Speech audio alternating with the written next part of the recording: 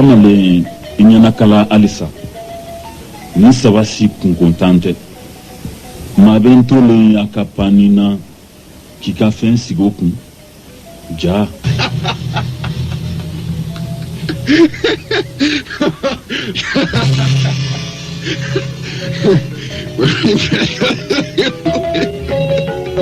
Papa, Mama.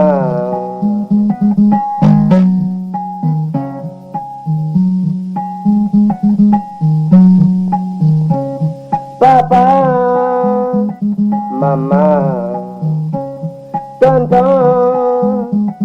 Tanti, jeune loup, jeune filou, voix de Kerinana.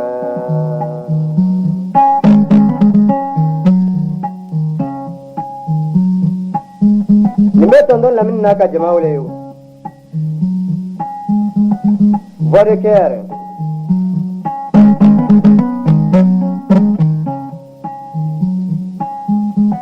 Abe kaba wole, abe sisi mutuma wole,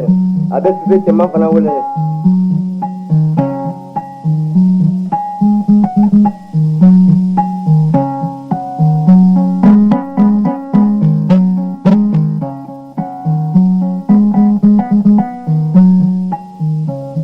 Papa,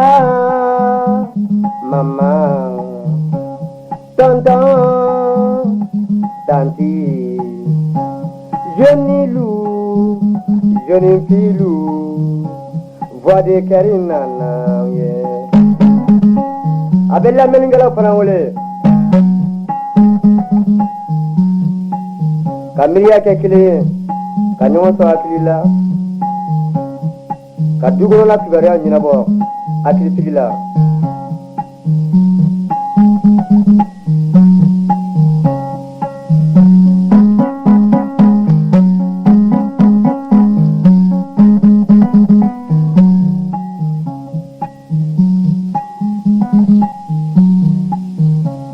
La mini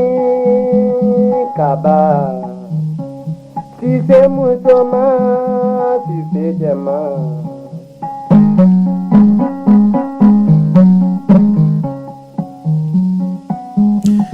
Ambalma lisu ambe kledu kanbara o bela jile foka geto nega juru tumina ni ga nyami do ni nega jugutiki bulo nga sigira 5 ans. Kambe Sigasso fo ka Kaifo Kulikoro Bamako Segu Mopti Gao Tombouctou Kidal kasoroka ta Banjangara anamelendo ye kata Yanfoila anamelendo ye Yanfoila 88.7 ye Banjangara oye entreke na balmake avec la kana wulili ke saka Nyafoli ke ambe family ke mina tonton Lamine na ka jama de émission voix de cœur bien d'autres ka doni nega juru ye mugan kele funi futan kele bataki oye 76 43 70 45 tenen sera ga sera sorobi tenen era tlena enche somo bedi fini nyana merci awo foli bibolo awo Lamine foli bien amba la maje kulu bela jele fu ko be sigi ɲɔgɔn fo n'o ye lafiya bukaw ye k'u bɛɛ ni su n bɛ Buna Sila fo ka Dongi Kuyate fo ka Lala Cam fo n bɛ n kɔrɔkɛ fo n'o ye Jibi Sumano ye ani Madamu Sumano Fatou Jabate ka a laban kɛ sa Kura Siribi ye n'ale bɛ Faransi. Michel Ngo retlina fama Ba sumo beli. Troste Lama o kini famare. Comme sorba ko de gacha dugu man no sisa. Lamine ko gacha ito do wala. Ai atene kun ne tew. Ko gacha. Amen ne tew. Na fara ko gacha yana gira de ba sigira ko. Gira do de. Ai. Lamine gira do de. Mo be ko ke akara juma gira do akara juma gira do. Mo ka fu te fira ko koi. O kada bayre yiwa. Gira do de. Ko bayre ni che bire. Gira. Kabe nkomo be ko suina n'ala sɔnna komɔgɔ bɛ fana y'i jaabi Alaban Kamara ani Isa Samake ko ŋa foli b'u ye a tɔgɔ daminɛ de man ɲa sa awɔ an ka taa fɛ aya dabara basi sa ni sɔrɔ yan n'ala sɔnna yala i denkɛ dɔ ye kuma dɔ na kuma na f'i ye o ye Dukure k'ale den de ye o de kɛrɛfɛ Dukurelakaw ye ne wolodenw Musa Dukure a bɛ suina k'an lamɛn ko an ka foli b'a ye ko n ka duwawu bɛ n denkɛ ye aya basi tɛ ani Jawaralakaw yala o t'i to ye o bɛɛ t'i denw ye wa aw bɛɛ ye n ta e kɔni ye denw kɔni bolo Jalilakaw bila wo mɔgɔw kan Sanogolakaw wo Kamara nin bɛɛ ye n kelen ta ko n ka foli bɛɛ ye su in na n'ala sɔnna ko n bɛ denbaw fo Lamini denba denbaw kɔrɔ a bɛna ye ani denbatigiw ko n ka foli b'u bɛɛ ye denbaw ni denbatigiw kelen tɛ o denbatigiw denba ye mun ye denba dɔ sigilen tɛ o ye tɛnɛ ye o tigi ye jɔnni ye o t'a cɛ ye wa o tigi y'a cɛ ye denbatigi cɛ de ye denbatigi ye nka dun bɛ fɔ muso de ma ko denbatigi ayi denbatigi tɛ dɛ o ye forobafili de ye a bɛ fɔ musolakaw de ma ko nin ye denbatigi ni denbatigi o kɔrɔ a cɛ de bɛ ka fɔ nin ye ta o ye fili kuma de ye Lamini a fɔ de ko denba ba nin tɛ muso ye wa tigi tɛ ba la wa ba tigi tɛ ye wa kuma fɔra Lamini a kɔrɔ faamuya dɛ Lamini yɛrɛ kɛra hali o tɛmɛ a kan n tɛ a bɛ yen dɛ o tɛ kelen ye dɛ denba ani denbatigi Lamini o tɛ kelen ye dɛ denbatigi o ye cɛla ka o ye cɛ de ye cɛ bɛɛ ye denbatigi minnu ye muso furu denbatigiw de don denbatigi de olu ye Lamini yɛrɛ y'a faamuya denba ye o ye den yɛrɛ a wuluba a fa ye o bɛ wele ko denbatigi mais an bɛ kelen bɛ ka a bɛɛ kɛ kelen yan n'i taara denkunyɔrɔ la ko denbatigi bɛ min denbatigi bɛ min o ye fa de ko ye o ayi mais an bɛ ba de ɲini na dɛ e bɛ ka ba ye e bɛ ka fa de fɔ o e bɛ t'o wele ba tɔgɔ la Lamini o yɛrɛ bɛ fɔ heure min na o b'a sɔrɔ fa yɛrɛ tɛ yen parce que o bɛ kɛ wulada ni ayi fa yɛrɛ jɔlen y'a ɲininkali ko denbatigi ma a yɛrɛ k'a bɛ so kɔnɔ ale yɛrɛ bɛ ka ko fɔ nin ye o a yɛrɛ b'a fɔ carrément a bɛ so kɔnɔ a n'a den bɛ so kɔnɔ an b'o fili ninnu don bɔ an ka kuma na fili caman de b'a la hali ko sababu ko président ko masakɛ n b'o fɔ yan o don wa mais n'i ko sisan ko président ko Lewura IBK ayi a t'a laminɛ a b'a laminɛ e bɛ taa fɔ ko masakɛ cogo di n'i ko fama a b'a laminɛ mais n'i ko empereur IBK est ce que o k'an k'o laminɛ ko kasa de b'o laminɛ a bɛ fɔ de ko kantigi an bɛ y'an kan de di an bɛ y'an voix de di nombre de voix o de tɛ senna tile fila in na wa o de bɛ sira mairie sigi la u b'o kɛ o min fɔ k'o ye kalafili ye kalafili tɛ dɛ kala tɛ fili dɛ kala tɛ yen foyi foyi tɛ yen ɲɛnatali de bɛ kɛ mun tali ɲɛnatali jabɛnw de bɛ da n'o ye u jabɛnw ye photos de bɛ da i ka t'i ɲɛnata o ni kala ye kelen ye wa kelen don mais munna u y'a fɔ n ko bamanankan mɛnlaw de ɲininkara Lamini o y'olu ka hakili de ye sa kelen tɛ o n'i ye nin kuma in fɔ tubabukan na a kɔrɔ a bɛ yen n'i t'a ye wa i bɛ se ka fɔ n t'a dɔn de kalafili kala jumɛn fili i bɛ taa fili kala bɛ yen wa i bɛ taa ɲɛnatali de la mɔgɔw u photos de dalen bɛ yen n'o ye jabɛn ye a datalen don min ka di ye i b'o ta i b'o sugandi o de ye vote ye sugandi de k'a vote n ye nin de sugandi o kɔrɔ ye j'ai voté n'i bɛ k'a ma kalan a tɛ se k'a faamuya dɛ a bɛ taa bɛɛ bɔgɔ k'a don ɲɔgɔn na se wɛrɛ kun t'anw bolo kalafili ni ko fana jawo yɛrɛ tilennen tɛ kala jumɛn bɛ fili kala bɛ mais monsieur ko kalafili nin kuma bɔra min o kalafili kabini u b'a minnu bɛ traduction kɛ bitɔn tile di bɛɛ ma dilan ko karisa ka kala dara nin ka kala dara cogo kelen don wa kala nin tun ye mun san sugu o bɛ ka kala ta parce que cogoya wɛrɛ t'olu bolo karisa ka kala ye nin ka kala ye nin a ye na kelen ta karisa ka kala de taara o ye kala ta o fana tun ye vote dɔ de ye o ye vote o ye ɲɛnatali suguya dɔ ye u b'a kɛ kala ta de o ye waati de ye mais sisan jabɛnw de bɛ yen photos de bɛ yen nɔ e bɛ taa mun kala de bɛ yen o y'a sɔrɔ mɔgɔw man ca minnu bɛ vote fana maa 5 maa 6 n'a fɔra i ka kala maa 1,15,000,000 ma bɛɛ n'i ka kala bilakɔrɔnin de bɛ wele ka na o vote kɛ o bɛ kala dɔ ta mais sisan ta o ye wa mɔgɔ fɛnw bila u minɛn kɔnɔ jabɛn de bɛ ta photos caman de bɛ da k'i ka taa kelen ta o la i bɛ ka taa i ɲɛnata de ta min ka di i b'o de ta la i b'i bolonɔ kɛ a la n taara nin ta n ye nin de sugandi n taara bila kɛsu kɔnɔ o kɔrɔ n y'o de sugandi n votera o de ye Atmana vote sisan fama cogo di bamanankan na. Vote ye sugandili de ni u caman de bɛ ne bɛ nin de sugandi je vote pour ce ne bɛ nin de sugandi donc ɲɛnatali o de ye a bɛ min wele ko fɛnw dara o de ye élection ye ka taa ɲɛnata ta aw ka fili b'o kuma la kala tɛ yen dɛ bon e de bɛ nin mɛn arajotigi ninnu bɛɛ de la ko kala fili olu kɔni ɲɛna k'u ye ka bamanankan fɔ kan o kan f'i ka kalan de n'i ma kalan i tɛ se k'a fɔ i b'i sigi k'o fɔ ko kuma dɔw miiri k'o fɔ o tɛ se ka bɛn o kuma bɛɛ bɛ kalan kan bɛɛ bɛ kalan sɛbɛnni de don kan 2000 ani 506 ala y'o de da 2000 506 caman tun n'olu la sa dɛ ayi a bɛ yen dɔw yɛrɛ bɛ ka dilan yɛrɛ i bɛ se k'a fɔ i t'a dɔn de tubabukan tɛ k'o bɛɛ tunu wa tubabukan kɔni tɛ k'a tunu o ye fanfɛla de lamini dɔw yɛrɛ si bɛ o tɛ tubabukan yɛrɛ dɔn o t'a dɔn tubabukan ye min ye Michel ko ne kun kan ko tubabukan bɛ k'a bɛɛ tunu bɛɛ de kɛlen tɛ k'i yɛrɛ kɛ tubabu ye wa bɛɛ m'i yɛrɛ to tubabukɛ bolo wa o tɛ yan ye wa o ye yan ka fanfɛ mɔgɔw ka tila ka kunu ka bɛn n'a ye mɔgɔ si ma se k'i yɛrɛ bɔ a bolo o kabako tɛ kɔnɔnafili ya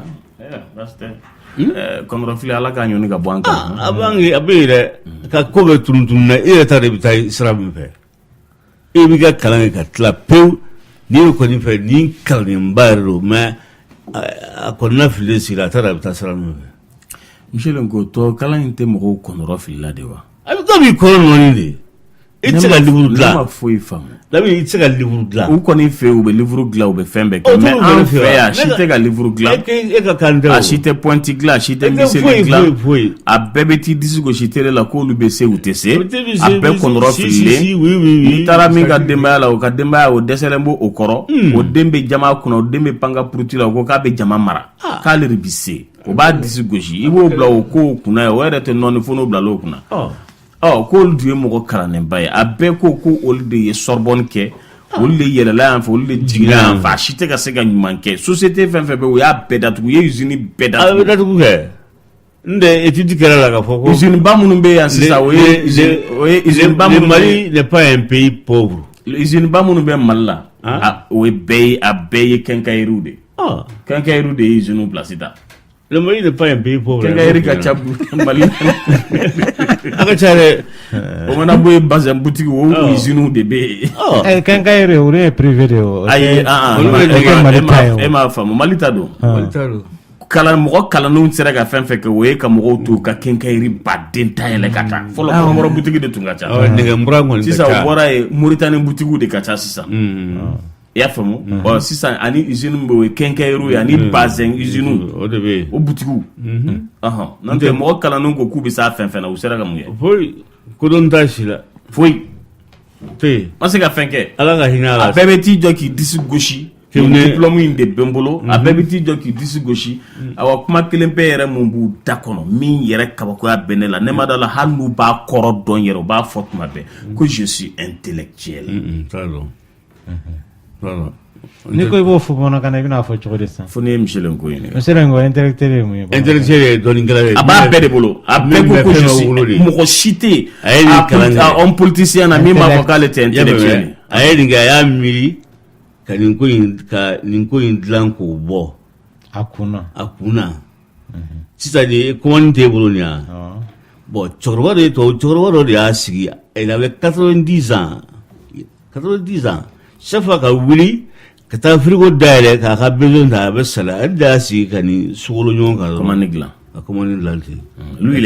il est intellectuel ka taa brevet feere a filɛ Admana nous qu'on intellectuel lui c'est attention lui c'est un intellectuel a ye fɛn dɔ créer ka bɔ mun b'u k'a fɔ télé la k'u ils sont intellectuels i ka faama ninnu ils sont pas intellectuels Admana mɔgɔ tɔw ye jumɛn ye n'olu ye intellectuel mɔgɔ tɔw ye jumɛn ye intellectuel de fɔlen tu ne peux pas dire que tu es intellectuel i ma foyi inventé rien e ma foyi sindi i ma foyi créer un intellectuel ne s'assoit pas dans un bureau climatisé ka to ka commande ka yɔrɔ commande non un intellectuel c'est un monsieur sur le terrain avec ses employés ou ses travailleurs il crée a bolo il a la main à la pâte certaines solutions manana a b'a bɛɛ solutionner a bɛ se k'a bɛɛ solutionner Lamine ala ka hinɛ a la Cissé ye kelendonke ye jumɛn ingénieur a fɔra ma fo ka taa sa a ma deli k'a sigi a ka bureau kɔnɔ tile dɔnkili da kelen ma bɛɛ a bɛ wula kɔnɔna la a yɛrɛ ka sara bɛ taa dɔrɔn san 1 san 2 san 3 san 4 5 a tɛ maga la a ye li bɔ de k'a ka baara ye a ye an y'a kalan ko la nin ye li safinɛ li tulu i bɛ kɛɲɛ dɔn wa kɛɲɛ i tɛ kɛɲɛ dɔn a bɛ wele ko siri n'a b'o de k'a ka sulu la ko sirage n ko kɛɲɛ de don ale de bɛ bɔ hali min bɛ kaba furakɛ ni a tulu a buji nin bɛɛ de bɔra a fɛ donc o de a bɛ fɔ o de ma ko de ye intellectuel mais e ma foyi kɛ foyi ma foyi ko k'i sigi i ma livre dilan e ma foyi ale ala ma taa cigarette liberté ni b'an bolo a bɛɛ tununa bon i mana bila yɔrɔ min na Lamine i mana bila yɔrɔ min na ayi Lamine o kelen ni tununi ka ɲi ayi dɔgɔtɔrɔ o kelen ni tununi ka ɲi mais e bɛ ka dilan yan o wari bɛ ka don faso de kun o bɛ ka faso de yɔrɔ dɔ de jɔ o ani bɛ ka dɔ ta ka na o feere i ma i bɛ k'o imponi dɔrɔn de ta o wari bɛ tila ka segin ka taa olu fɛ yen qu'est-ce que tu préfères d'accord pɔsɛnɛ min n'i bɛ ka dilan ne ko k'o datuguni ɲɛna o pɔsɛnɛ ni mɔgɔ wɛrɛ bɛ k'a dilan a bɛ ka don n'a ye i ka jamana kan o y'i sigilen to a ka jamana kan k'a kunkolo labaara k'e ta tiɲɛ yan yɔrɔ la k'o datugu walasa ale ta bɛ se ka taa n k'o de don hali an ka woro tɛ nin yan Coca-Cola tɛ nin yan woro tɛ yan awɔ u b'u sigilen to yen u k'a to yɔrɔ jamana ninnu kan voilà des intellectuels ils cherchent ils fouillent dans leur tête u bɛ na e ta min b'e bolo yan ni e ye maɲumatɔ ko nin ka k'o usine dilan u b'o tiɲɛ k'o dabiri k'o dafiri gbaw ka sɔrɔ k'u ta ka na mun na an ka mɔgɔw hali an ka jus an ka jinimeriw n'an ka dabilenni ninnu an ka mangoro ji ninnu tɛ ka se k'a dilan parce que a matière première a wari ka ca sɔngɔ ka gɛlɛn conservation fɛn minnu bɛ k'a la o wari ka ca bon ni olu y'a dilan n'u ko k'u b'a feere tuwawukɛ nana n'a ta min ye e ta feerelen wari bɛ caya na n'e ko k'e b'a buteli feere e b'a feere 100 tuwawukɛ dun bɛ ka n'a feere ma 75 e ma ye n ko sokoro ko kɛra non en fait o jaabi sa kɛ lui c'est un intellectuel il a toujours les moyens pour que e ta in tigɛ ka don walasa ale ta ka taa ɲɛ ne ka mɔgɔw ko k'u sont intellectuels qu'ils ont la solution à tout depuis qu'ils ont commencé à dire ça à la télé, depuis télé créera donc la France, en tombé qu'à dire qu'à ta fait. Ils n'ont rien comme solution. An bɛ taa voix du cœur fɛ ala ka hɛrɛw caya k'an bɛ bugula fo kosɛbɛ k'an ka foli ye su in na bugula ni su émission diyara an bɛ an lamɛnbaaw bɛɛ fo n bɛ docteur Karim Zantigi Traoré fo ale bɛ clinique Kabala la ani docteur Abdraman Traoré Madou Kulibali ale ye comptable a bɛ Korofina Nord la Ibrahim ale ye major ye Madame Wolo Gama n'a ka denbaya bɛ Ponche quand même madame fo kosɛbɛ nɛgɛjuru ye 21 funu 11 dɔgɔtɔrɔ bi an bɛ éclampsie de sɛbɛnlen don kɛ a ko ye nin sa éclampsie ye mun de ye éclampsie ye musolakaw ka bana ye bana mun do bamanankan na n'i ko k'i b'a kɔrɔ lajɛ bana mun do a kun sidɔnnen tɛ ten kosɛbɛ nka a b'i n'a fɔ kirikirimasiyɛn de do mun bɛ muso lajɔlenw sɔrɔ ale minnu ani minnu bɛ tin na ani musolakaw minnu bɛ jiginni yɛrɛ kɔfɛ donc ni tension juguyara a bɛ kɛ sababu ye ka maaw minnu lakiri musolakaw la n'u lajɔlen do donc a bɛ fɔ o de ma ko éclampsie fɔlɔ fɛ a bɛ maaw ɲɛna ko tension ye mɔgɔkɔrɔba bana de ye nka a yɛrɛ k'a fɔ tension ye i bɛ taa sɔrɔ a ka teli ka mɔgɔ min sɔrɔ yɛrɛ musolakaw ye o ye denmisɛnninw de ye minnu si bɛ san 15 san 16 fo ka taa bila san 20 na k'a d'a kan o tension ye sababu a sun ye mun ye o de ye k'a fɔ tonso min bɛna sigi denso la o la a bɛ kɛ sababu ye ka tɔɔrɔ lase joli siraw ma o de bɛ tension bange a tigilama la f'a bɛ taa kɛ tension juguman ye a bɛ kɛ sababu ye k'a tigilama kiri n'a sera hakɛ dɔ la donc a bɛ fɔ o de ma ko éclampsie n'i dun y'a jateminɛ anw fɛ yan an bɛ jamana mun kɔnɔ musolakaw minnu bɛ fatu k'a sababu kɛ muso kɛlɛ ye 100 sara la 19 bɔɲɔgɔnko sababu bɛ bɔ nin na tension a n'a complication in na k'a sɔrɔ n'i y'a jateminɛ jamana fɛn fɛn n'a développélen don nin bana in tɛ yen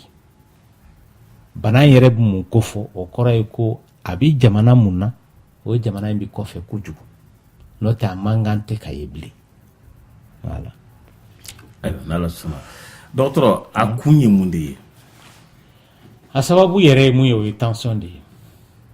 ni tension juguyara ale de bɛ nin lase mɔgɔ ma bon tension yɛrɛ n'an bɛ k'a kuma fɔ tan mun b'a lase musolaka ma jango denmisɛnnin a fɔlɔ ye mun ye o ye le fait k'a tigi yɛrɛ lajɔra k'a sɔrɔ denmisɛnnin don fɔlɔ fɛ n'a ye mɔgɔw sɔrɔ mɔgɔw t'a ni kirikirimasiyɛn tɔw dɔn ka bɔ ɲɔgɔn na i y'a dɔn kirikirimasiyɛn bana bɛ yen n'an b'a fɔ a ma épilepsie kanja bana bɛ yen farigan fɛn fɛn mana muso sɔrɔ farigan in bɛ se ka na ni kirikirimasiyɛn a tigilama la ou bien denmisɛnnin la hali cɛlaka ni tension ni farigan gɛlɛn ma n'i sɔrɔ a bɛ kɛ sababu ye a b'a fɔ o ma ko kɔnɔ k'o bila a tigilama la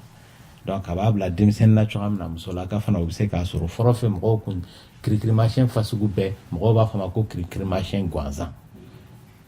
nka tension in ta b'a dama la ale sababu tɛ bɔ farigan na ale sababu bɔ mun na le fait que tension yɛrɛ de b'a tigi joli la donc o bɛ kɛ sababu ye ka taa tɔɔrɔ lase kunkolo ma n'o kɛra a bɛ sɔrɔ ka nin kirikirimasiyɛn bila a tigi la ma donc denmisɛnninya o b'a lase mɔgɔ ma maa mun lajɔra k'a sɔrɔ i ye denmisɛnnin ye sababu filanan a ka teli ka mɔgɔ de sɔrɔ mɔgɔ min lajɔra k'a sɔrɔ i ye denmisɛnnin ye denmisɛnnin kɔrɔ ye di parce que an k'i ma ko mɔgɔ yɛrɛ i ka musoya bɛ dafa farikolo yɛrɛ la san 19 mɔgɔ min bɛ kɔnɔ ta san 15 san 17 16 18 donc a ka teli k'o tigilamaw de sɔrɔ parce que tonso min bɛna sigi denso kɔnɔna la o de bɛ kɛ sababu ye ka bana in bange a tigilama la sababu filanan bɛ bɔ mun na o ye kɔnɔbara fɔlɔ de ye mɔgɔ mun ka kɔnɔbara fɔlɔ don a ka teli k'o tigilama de sɔrɔ sababu sabanan ye mun ye mɔgɔ mun ni a tigilama kɔnɔmaya la a ma lafiya baara cayara ma kojugu baara cayali in tɛ ko farila baara dama dɛ hali mɔgɔw minnu bɛ kɔnɔmaya bɛɛ kɛ kalo 9 u bɛ si yelen kɔrɔ parce que mɔgɔ dɔw bɛ yen nɔ a b'u ɲɛna Lamine ni yelen tɛ olu tɛ se ka sunɔgɔ ni mɔgɔ sunɔgɔra yelen kɔrɔ i kunkolo tɛ lafiya o bɛ cogoya min na mɔgɔ mana sigi kalo kɔrɔ o fana b'o cogoya kelen de la c'est comme n'i dalen don tile de kɔrɔ nka komi a ti ka e taper pourtant yelen mun bɛ kan yelen bɔ tile de la kalo b'a lase e ma bon mɔgɔ mun bɛ ka télé lajɛ fo ka taa dugu tila ka se heure dɔ la i kunkolo tɛ lafiya donc o fɛn fasugu caman bɛ yen nɔ ka fara baara yɛrɛ kan donc ni a tigila ma lafiya kɔnɔmaya la o bɛ se ka kɛ sababu ye ka nin bana masina in wuli a tigila ma la ale nɛnɛ wagati fana an y'a kɔlɔsi k'a fɔ a ka teli ka mɔgɔw sɔrɔ kosɛbɛ dɔw ta sababu bɔ mun na o de ye ni kɔnɔbara in filaninw don wala sabaninw don wala naanininw plus denw ka ca kɔnɔbara la plus tonso bɛ bana fɛn fɛn lase musolaka ma i bɛ taa sɔrɔ dɔ bɛ fara o bana in caya kan a tigilama la a bɛ maa caman ɲɛna ko tension ye faamabana de ye fantanbana de don fantanya de b'a bila mɔgɔ la parce que ko caman bɛ yen n'i ye sababu lajɛ fantanya i yɛrɛ ɲinitɔ la o de b'a lase i ma o nka dɔgɔtɔrɔ i jɔ dɛ a filima an sɔrɔ a fɔli ko faamabana don dɛ fɔlɔ a tun bɛ faamaw de minɛ ɔhɔ 70 80 ka na ni mɔgɔ ko tension b'a la i bɛ taa sɔrɔ dɔɔnin b'o kun ni mɔgɔ ko jabɛti b'o la i b'a sɔrɔ dɔɔnin b'o kun jago an n'a fɔ ko faamabana kɛ mun y'o kɛ Lamine parce que fɔlɔ fɛ faamaw balo cogo man ɲi a bɛ maaw ɲɛna ko n ye faama ye dɔrɔn ni n taara don o don sogo 1000 na san k'o dun o de ye faama ye ka taa a tɔgɔ ye restaurant ba ninnu na ka taa dumuni baw kɛ tubabu jamanaw la ka na kɔnɔfuru b'i ɲɛma a bɛ ɲɛna k'o de ye faamaya ye mais cogoya tun b'olu de bolo tension bana ni jabɛti bana o tɛ faamaya ye o o ye e balo cogo man ngo dɔ b'a tigi kun o de y'o lase ale ma o wagati la o kun tɛna fantan sɔrɔ o a bɛ n'a fɔ n'i ko ne ma sisan nɔ avion kɛra faama sababu ye o ta ye avion donni se bɛ maa mun ye donc yɛlɛma donna kow la sisan nɔ o de y'a to banaw fana u yɛlɛmana sisan ka bɔ masinaw kan ka bɔ faamaw ka yɛlɛma fantanw kan sisan parce que faamaw fana y'u dumuni kɛ cogo yɛlɛma sisan fɔlɔ fɛ ni faamaya ye mun ye ni mobili b'i bolo e tɛ taama sen na fiyewu hali n'i bɛ taa kare kunna i bɛ taa mobili la sisan faama b'a ka mobili to yen k'a ka avion to yen ka nɛgɛso ta wala ka taama sen na ka taa i sen na yan a ye janfa don fantanw ma o la a y'a dɔn k'a fɔ jaa tiɲɛ yɛrɛ la ne tun bɛ ka damu mun kɛ damu ye a bɛ ka kɛ baasi ye voilà n farikolo ma donc nin de ye fɛn damadɔ ye minnu b'a to tension bɛ wuli muso lajɔlen na ni tension de wulila n'a ma furakɛ ka ɲɛ dɔrɔn ale de bɛ taa bange nin bana masina ye sababu wɛrɛ t'a la o kɔ a bɛ faamu dɔgɔtɔrɔ nka a bɛ dɔn cogo di k'a fɔ nin bana masina in n'o ye éclampsie ye k'a bɛ mɔgɔ la yan'a ka daminɛ i bɛ taa sɔrɔ sisan nɔ banabaatɔ yɛrɛ b'a kɔlɔsi k'a fɔ fɛn dɔ b'a farikolo la a bɛ se ka kɛ a girinna k'a sɔrɔ bi yɛrɛ a ko n sigilen tɛ n'a ye a b'a f'i ye ne kun sigilen don n ko n bɛ wuli ka ko dɔ kɛ dibi donna ɲɛ kɔrɔ wala a tigilama bɛ fɛn misɛnmanin dɔw ye ka pan a ɲɛ kɔrɔ yeelen fasugu dɔw lolo donc n'o kɛra dɔrɔn o kɔrɔ ye ko bana in bɛ fɛ ka wuli a tigilama fɛ jango n'o y'a sɔrɔ tension tɛ don kɔnɔmaya la o ye taamasiyɛnw ye minnu bɛ tali kɛ ɲɛ la tuma dɔ la a bɛ se k'a f'i yɛrɛ ɲɛ bɛ dimɔgɔninw yaala na ɲɛ kɔrɔla la walama a bɛ se ka e lajɛ sisan a bɛ k'ale ɲɛ kɔrɔ ko e tilalen don fila ye donc i bɛ kɛ mɔgɔ fila ye a tigilama ɲɛ kɔrɔ walama a tigi yɛrɛ a tɛ se ka tile lajɛ ni yelen bɛ digi a tigilama la kojugu donc o b'a tɔɔrɔ kosɛbɛ o de ye taamasiyɛnw ye minnu bɛ tali kɛ ɲɛ fanfɛla la taamasiyɛn filanan o ye kunkolodimi gɛlɛn ye kunkolodimi in b'i n'a fɔ a kɛn bɛ ka kasiki de don a kun na kasiki coronnen don yɔrɔ min na o de bɛ k'a tigilama dimi kosɛbɛ f'a b'a ɲɛ datugu f'a bɛ dibi don a ɲɛ kɔrɔ donc ni muso kɔnɔma mana o kɔlɔsi dɔrɔn i janto o kɔrɔ ye bana min fɛ k'a tigi bin o yɔrɔnin bɛɛ la wa hali n'a ye paracetamol nin ta i bɛ taa sɔrɔ o tɛ kɛ sababu ye ka nin kunkolodimi masina in ban sabanan taamasiyɛn sabanan n'o bɛ bana in kofɔ n'a bɛ fɛ ka wuli a tigilama fɛ o ye tulo ko problème ye donc su ko ni dugujɛ cɛ i bɛ taa sɔrɔ a tigilama mankan ba dɔ bɛ kɛ a tulo kɔrɔla la wa i bɛ taa sɔrɔ a bɛ ɲɛnɛmini parce que n'i y'a ye hadamaden yɛrɛ i bɛ se ka jɔ i sen kan k'i tilen ka taama a sababu tɛ bɔ farikolo la dɛ a sababu bɔ tulo de la ni défaut bɛ tulo la dɔrɔn i b'a ye mɔgɔ tɛ se ka tilen i bɛ ɲɛnɛmini voilà donc a bɛ kɛ i n'a fɔ mobili mun jɛngɛnen don donc wa k'a sɔrɔ i yɛrɛ t'a kalama k'a fɔ ko bɛ sen na bon a mankan mun e tulo b'a la fana mɔgɔ wɛrɛ tulo t'a la ni e tɛ donc n'o bɔra la i bɛ taa sɔrɔ a tigilama a bɛ kɛ sababu ye ka sunɔgɔbaliya bila a tigilama ma wa a tigilama fana a bɛ kɛ sababu ye ka a miiri janya kojugu wa tuma dɔ la i bɛ taa sɔrɔ a bɛ se ka kumaw yɛrɛ fɔ a sigin tɛ ni minnu fɔli ye a bɛ n'a fɔ ni mɔgɔ min a b'a fɔ a ma ko fatigue bɛ mɔgɔ min na tan nɔ donc a tigilama a bɛ n'a fɔ surmenage fasugu dɔ de b'a tigilama ye sɔrɔ walama dɔw bɛ yen nɔ fɔɔnɔ bɛ n'o ma walama fɔɔnɔ nɛgɛ fana bɛ se k'o tigilamaw sɔrɔ wa i bɛ taa sɔrɔ disi a b'a tigilama dimi n'a fɔ furudimi bɛ dimi gɛlɛn min bila mɔgɔ disi yanfan na voilà donc dɔw fana bɛ yen nɔ a bɛ se ka kɛ sababu ye n'o y'a sɔrɔ a juguyara yɛrɛ yanni crise ka wuli a tigilama fɛ dimi gɛlɛn bɛ kɛ a tɔgɔ de kini yanfan fɛ parce que bana in bɛ kɛ sababu ye ka tɔɔrɔ lase biɲɛ ma f'a bɛ se ka kɛ sababu ye ka biɲɛ yɛrɛ pɛrɛn donc nin de ye yanni crise ka wuli a tigilama fɛ a b'i to la a ti mɛn a fari bɛ commencer ka ja bon o de la mɔgɔw b'a fɔ ko kirikirimasiyɛn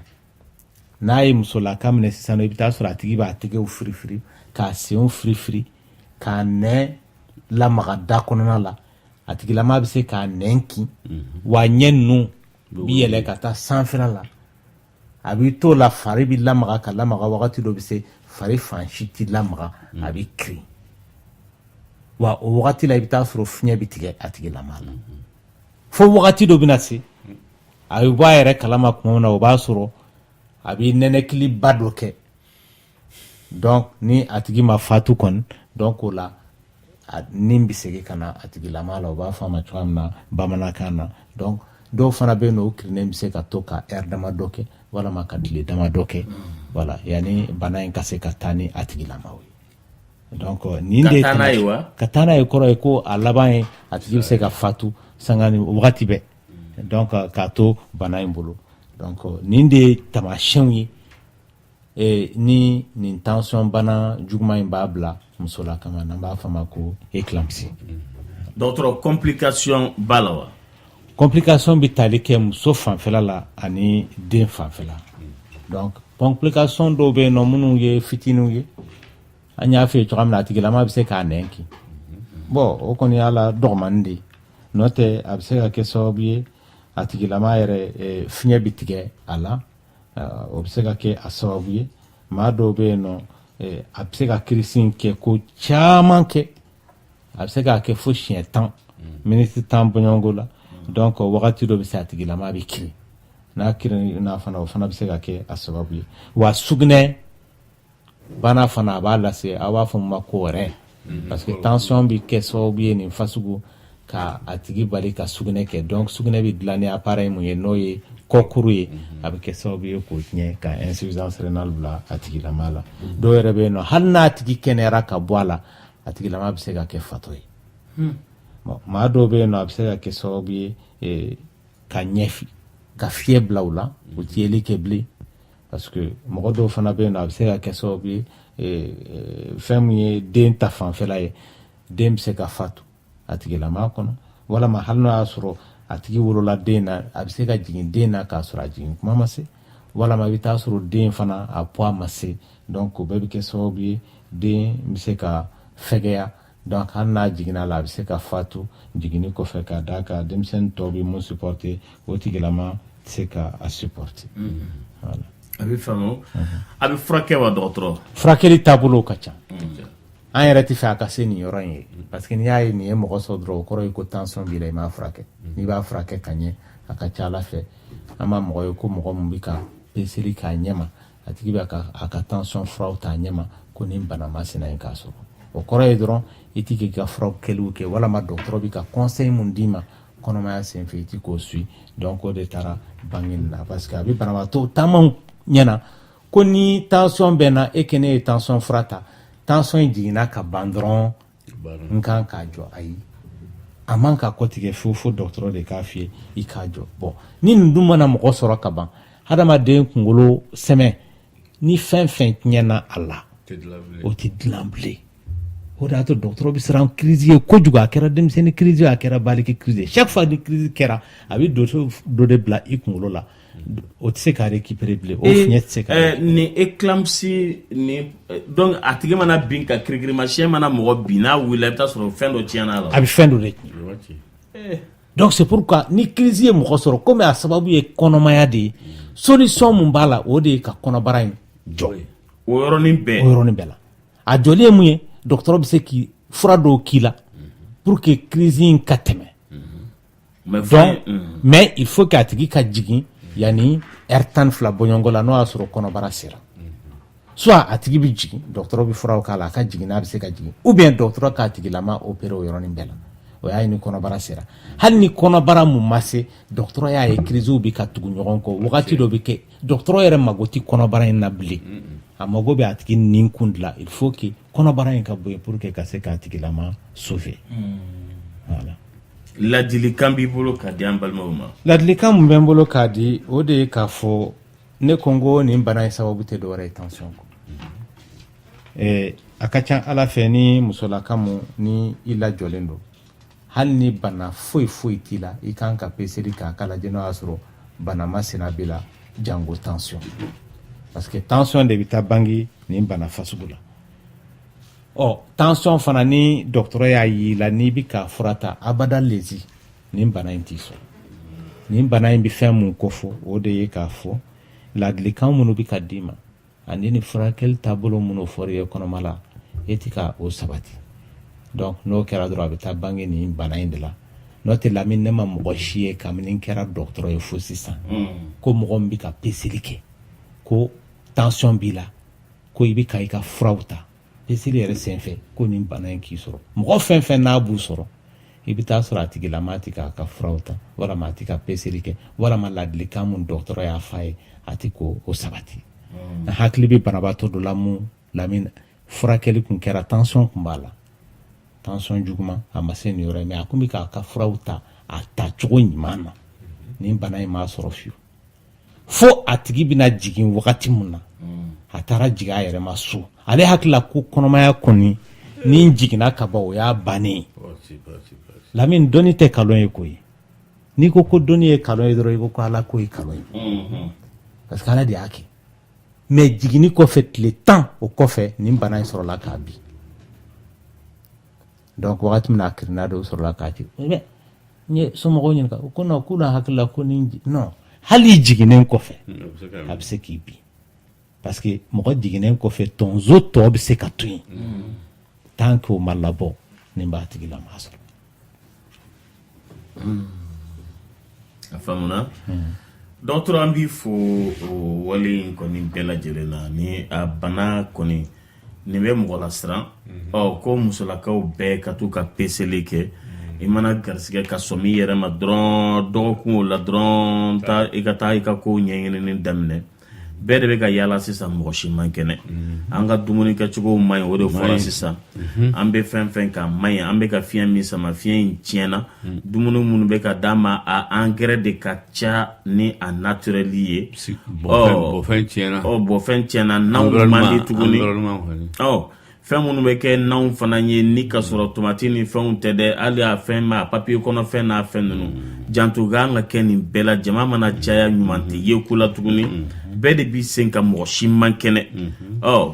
ko karisa banna i bɛ girin k'a fɔ de mun de tun b'a la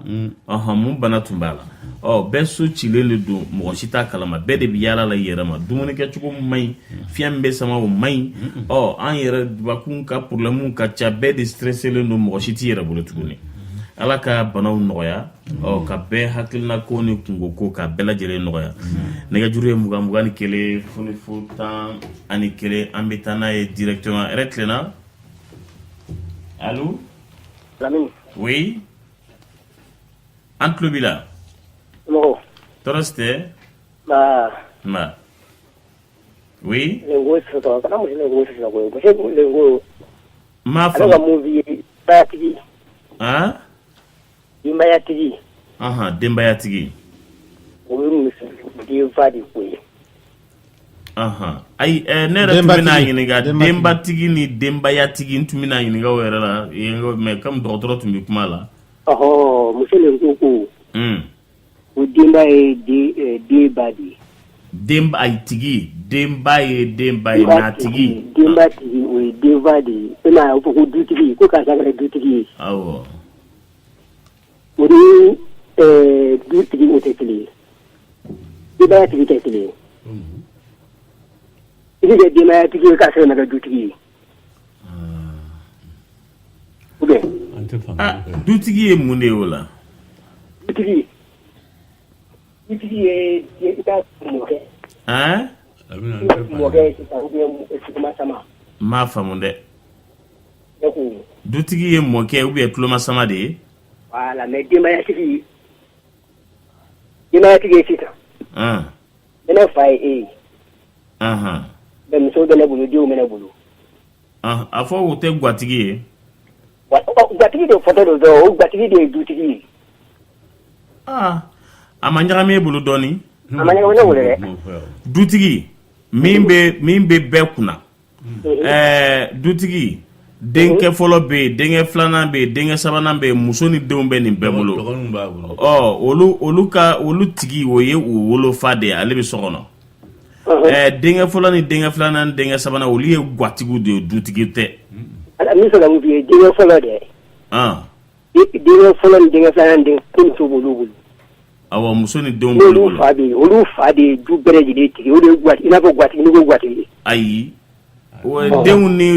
de ye gwatigi bon n balimakɛ an ma na o kama an bɛ tɛmɛ ne kan tɛ dutigi ma o awɔ banabagatɔ bɛ k'an kɔnɔ i bɛ hakɛ to awɔ an bɛ tɛmɛ a fɛ siɲɛ wɛrɛ an bɛ ni sɔsɔli kɛ a kɛlen i b'a fɔ ko faamuyali ba ma don ou bien anw de m'a faamu ou bien ale de m'a faamu an ma dutigi ko kuma fɔ awɔ ayi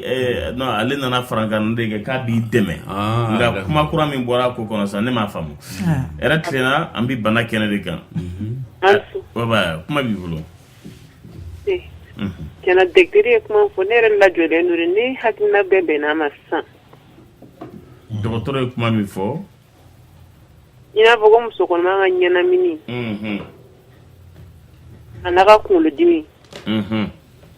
o bɛɛ de bɛ ne na sisan nɔ ne yɛrɛ kɔnɔbara bɛ kalo 4 la mɛ den tɛ ka lamaga allo e ma peseli daminɛ fɔlɔ wa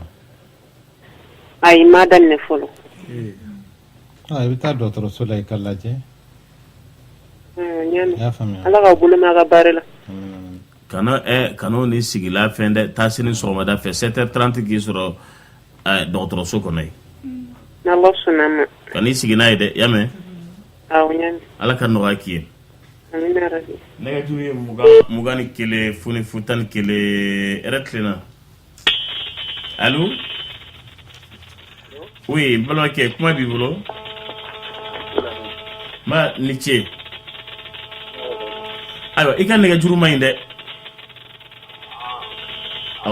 awɔ i bɛ hakɛ to i ka nɛgɛjuru tɛ ka sɔn hali dɔɔni an bɛ taa n'a ye sa an tun bɛ ka Banyangira radio o ye radio Kanda FM a Malaka radio ani a technicien bɛɛ lajɛlen u ka Kanda FM min bɛ Banyangira a fréquence ye 92.4 MHz donc n'i bɛ Banyangira n'i ye 92.4 MHz sɔrɔ i bɛ voix du cœur lamɛn i bɛ Clédou ka programme caman lamɛn a bɛ Banyangira quartier Lafiyabugu u taara ni Lafiyabugu fana ye Banyangira Amala i ye nin gɛlɛya dɛ Lafiyabugu in bɛ yɔrɔ caman dɛ Amala fana taara lafiya ka di bɛɛ ni lafiya kɔni n'a tigi lafiyara ka ban u taara ni Lafiyabugu ye n'o da Kayi Lafiyabugu san Lafiyabugu a directeur de programme o ye Cheikh Amala wele gɛmɛ k'an ka foli ba ye foli b'u bɛɛ lajɛlen a taara ni Lafiyabugu ye Banyangira a bɛ ayi faamu ale ma taa n'a ye dɛ a ye Lafiyabugu sɔrɔ yen a ye lafiya sɔrɔ yen a ye lafiya sɔrɔ yen a bɛnna Lafiyabugu ma i b'a fɔ tɛnɛ bɛ cogo n'Ala sɔnna dɔgɔtɔrɔ a ko ni ale lafiyara furubato la dɔrɔn ko lawa in bɛɛ ye jeli de ko bɛ se ka kɛ mun ye bon o de man ka kɛ parce que o kɔrɔ ye ko lawa yɛrɛ sun bɛ ka na bon a sababu ka ca lawa sun bɛ ka na sun bɛ ka na donc o man ɲi c'est pour que hali mɔgɔ dɔw bɛ yen i bɛ taa sɔrɔ u bɛ furubato kɛ kabini u b'a kɛ lawa bɛ na cogo la f'a laban bɛ ka kɛ joli donc o man ɲi voilà et puis fɛn dama dɔ bɛ yen ko joli man ka n'a la mɔgɔ kɔni lawa joli man ka n'a la banakɔtaga joli man ka k'a la n'i ye bawle kɛ joli man ka k'a la n'i ye daji tu joli man ka k'a la basi bɔ yɔrɔ tɛ yɔrɔ ye voilà a man ka bɔ yen fɛ voilà a man ka bɔ yen fɛ cɛlaka yɛrɛ fanfɛla la basi bɔ yɔrɔ tɛ yen musolaka de fanfɛla la basi bɔ yɔrɔ bɛ yen n'o ye jiginni kɔfɛ ale ni laada wagati la donc n'o tɛmɛna basi man ka bɔ wagati si ayiwa n'Ala sɔnna Ala ka nɔgɔya kɛ an balimaw ye basi bɛ ka bɔ mun na dɔgɔtɔrɔ ko ka i ɲininka a ko fura jumɛn de bɛ tension artérielle furakɛ bon ale ye kumaba fɔ nin ye parce que tension artérielle sababu ka ca ale ko tension bana yɛrɛ mɔgɔw b'a fɔ mun ma ko tension tan an b'a fɔ ma ko tension hypertension artérielle essentielle sababu ma dɔn mun na o tension in de ka ca mɔgɔw la sababu dɔnnen tɛ mun na a yɛrɛ dɔrɔn k'a fɔ i ka tension donc a yɛlɛlen don donc dɔgɔtɔrɔ bɛ fura kudayi di mɔgɔ ma o de ko la mais tension dama dɔ bɛ yen n'i ye 100 sara ta a tɛ tɛmɛ 10 ɲɔgɔnna la parce que fanba mun sababu ma dɔ o de ye 100 sara 90 ye 10 bɔɲɔngo donc olu sababu dɔw dɔnnen d'u la a bɛ se ka kɛ dusukunbanaw ye walama a bɛ se ka kɛ a tɔgɔ ye di bana ninnu bɛ se ka kɛ hadamaden kunkolo yɛrɛ la walama a sababu bɛ se ka bɔ kɔkuru ninnu na o n'a ɲɔgɔnna caman donc olu de sababu kan ka ɲini ni sababu dɔnna il faut k'o ka furakɛ n'o kɛra tension in b'a tigi bila donc ani tension mun b'i la kudayi olu tɛ kelen bon an bɛ ka kuma mun na kɛrɛnkɛrɛnnenya la n'o ye musolakaw minnu lajɔlen don olu ka tension ye bakuruba fɔla fasuguw ka ca o bɛ taa fo 4 la a fɔlɔ ye jumɛn ye maa mun ne ye tension to ye ka kɔrɔ i nana kɔnɔ ta ka tension to i la o y'a fasugu fɔlɔ ye wa tension in fana a daminɛna ka kɔn kɔnɔbara kalo 5 ɲɛ donc a bɛ fɔ ko bon karisa kɔni ye tension to de ye donc a ka ca ala fɛ o tension fasugu in i fari b'a ku ka tɛmɛ minnu bɛ cun a kan cun kan ta ye jumɛn ye mɔgɔ mun lajɔlen don tension t'i la ka kɔrɔ wa tension nana bangi la kɔnɔbara kalo 5 donc o la sɛgɛsɛgɛli dɔw bɛ kɛ sugunɛ la k'a lajɛ ni kɔkuru bɛ fɛn dɔw bayɛlɛma tɛrɛ a tɛ k'a bayɛlɛma n'a yɛrɛ k'a fɔ a tɛ k'a bayɛlɛma o bɛ tɔɔrɔ dɔw kofɔ i farikolo la donc ni an bɛ jɔrɔ n'o tension fasugu ye bon o tension fasugu in de fana bɛ tila ka bayɛlɛma ka kɛ an ye tension ko kuma mun fɔ ni a bɛ kɛ sababu ye ka éclampsie bila mɔgɔ la n'o ye kirikirimasiyɛn ye bon maa dɔw bɛ yen i bɛ taa sɔrɔ u mana lajɔ tension bɛ daminɛ nka n'u jiginna tension in bɛ tunu jiginni kɔfɛ donc o la a tigilama b'a f'i ye dɔgɔtɔrɔ chaque fois ne mana kɔnɔ ta tension bɛ na mais ni n jiginna a bɛ taa nka o kɔrɔ tɛ ko o tension fasugu in tɛ se ka bayɛlɛma ka kɛ tension kudayi nin fana ye dɛ parce que tension ye mun ye mɔgɔw k'a faamuya k'a fɔ ko kɔgɔdunbana tɛ kɔgɔdun in ko tɛ walama jolicɛya bana tɛ fo dɔw yɛrɛ bɛ taa dɔgɔtɔrɔso la lamini u b'a fɔ an nana pour que aw k'an joli ta aw ka dɔ bɔ n joli la pour que tension k'an bila o fɛn tɛ o ye faamuyabaliya ye kɔnɔrɔfili kuma tɛ wa i bɛ k'a ɲini i bɔra i cogo la i tun bɛ cogo min na i bɔra o ayi cogo la docteur ka segin ka ne lamini an bɛɛ hakili y'o ye koyi k'a fɔ kɔgɔbana ou bien a filɛ ka min fɔ nin ye dɛ mais olu dɔgɔtɔrɔ de ko i kana kɔgɔ k'i kana ni 16 heures sera k'i kana kɔgɔ dun jagoya mɔgɔ b'a fɔ ko kɔgɔdun bana munna mɔgɔ ko dɔgɔtɔrɔ ko k'i kana kɔgɔ dun a bɛna fɔ jabɛti min n'o yɔrɔ walawala o hadamaden sɔn ale b'i n'a fɔ n'i ye moteur ta i bɛ ka i ka jardin sɔn pompe nin i y'a ta i bɛ k'i ka jardin sɔn n'a ye i y'a dɔn ale bɛ ji seri ka taa de n'o y'a sɔrɔ fɛn dɔ bɛ raccord ninnu na mun bɛ ji in bali ka boli ji in tɛna segin ka taa pompe in yɔrɔ la ni raccord kurula sisan a tɛna segin ka taa pompe yɔrɔ la il faut que pompe fana ka fanga wɛrɛ de k'a yɛrɛ f'i bɛ groupe mankan mɛn o kɔrɔ ye ko charge cayara ma il faut que bon sɔn bɛ ten de il faut que a ka effort de kɛ pour que joli ka taa bon a b'o mun kɛ wagati dɔ bɛ kɛ a bɛ sɛgɛn donc joli kan ka lase i fari fan tɔ ma cogoya min na o baara in tɛ se ka kɛ bilen donc tension sigira karisa fari la c'est pourquoi n'a ye maa sɔrɔ ka ban o y'o bannen ye o kɔrɔ ye e sɔn tɛ se ka baara kɛ fiyewu f'a ka dɛmɛ ni fura ye hali n'o y'a sɔrɔ tension in jiginna sisan. nka dɔgɔtɔrɔw n'an taara ni e ka théorie nin ye o kɔrɔ ko jeli kan ka taa sira dɔ fɛ o sira in gerennen don o tɛ n'o gerennen bɔra o tension in tɛ ban wa. sira in fana ma geren tile kelen o mun b'a to joli sira ninnu bɛ geren parce que ni mɔgɔ bɛ farikolo ɲɛnajɛ kɛ o de b'a to joli bɛ circuler i fari la joliw tɛ simi i fari la joli siraw tɛ datugu mɔgɔ mun kɛn b'i fari la o bɛ joli siraw datugu mɔgɔ min bɛ a tɔgɔ ye di fɛnkɛ ta sigirɛti min o bɛ kɛ sababu ye ka joli siraw datugu c'est pourquoi fɔlɔ fɛ tension kɛ man di ka an ka mɔgɔw sɔrɔ fo n'u kɔrɔla ka se hakɛ dɔ ye parce que tout le temps u bɛ bolila baganw nɔfɛ. an ma segin faamabana ma nin ye fɛn minnu tun bɛ tagama ka bɔ Lafiyabugu ka taa fo Bamakɔ kura fo Suguba la u senna ka segin e ko ko tension tun t'olu bin minnu bɛ sotarama ta tuma bɛɛ ou bien u sigilen b'u ka moto kan ou bien mɔbiliw kɔnɔ olu de tension tɔw ni diabète tɔw parce que c'est kun b'u donc o kɔrɔ k'a fɔ ko bolifɛn mana ɲuman kama bolifɛn ye bɛɛ tiɲɛ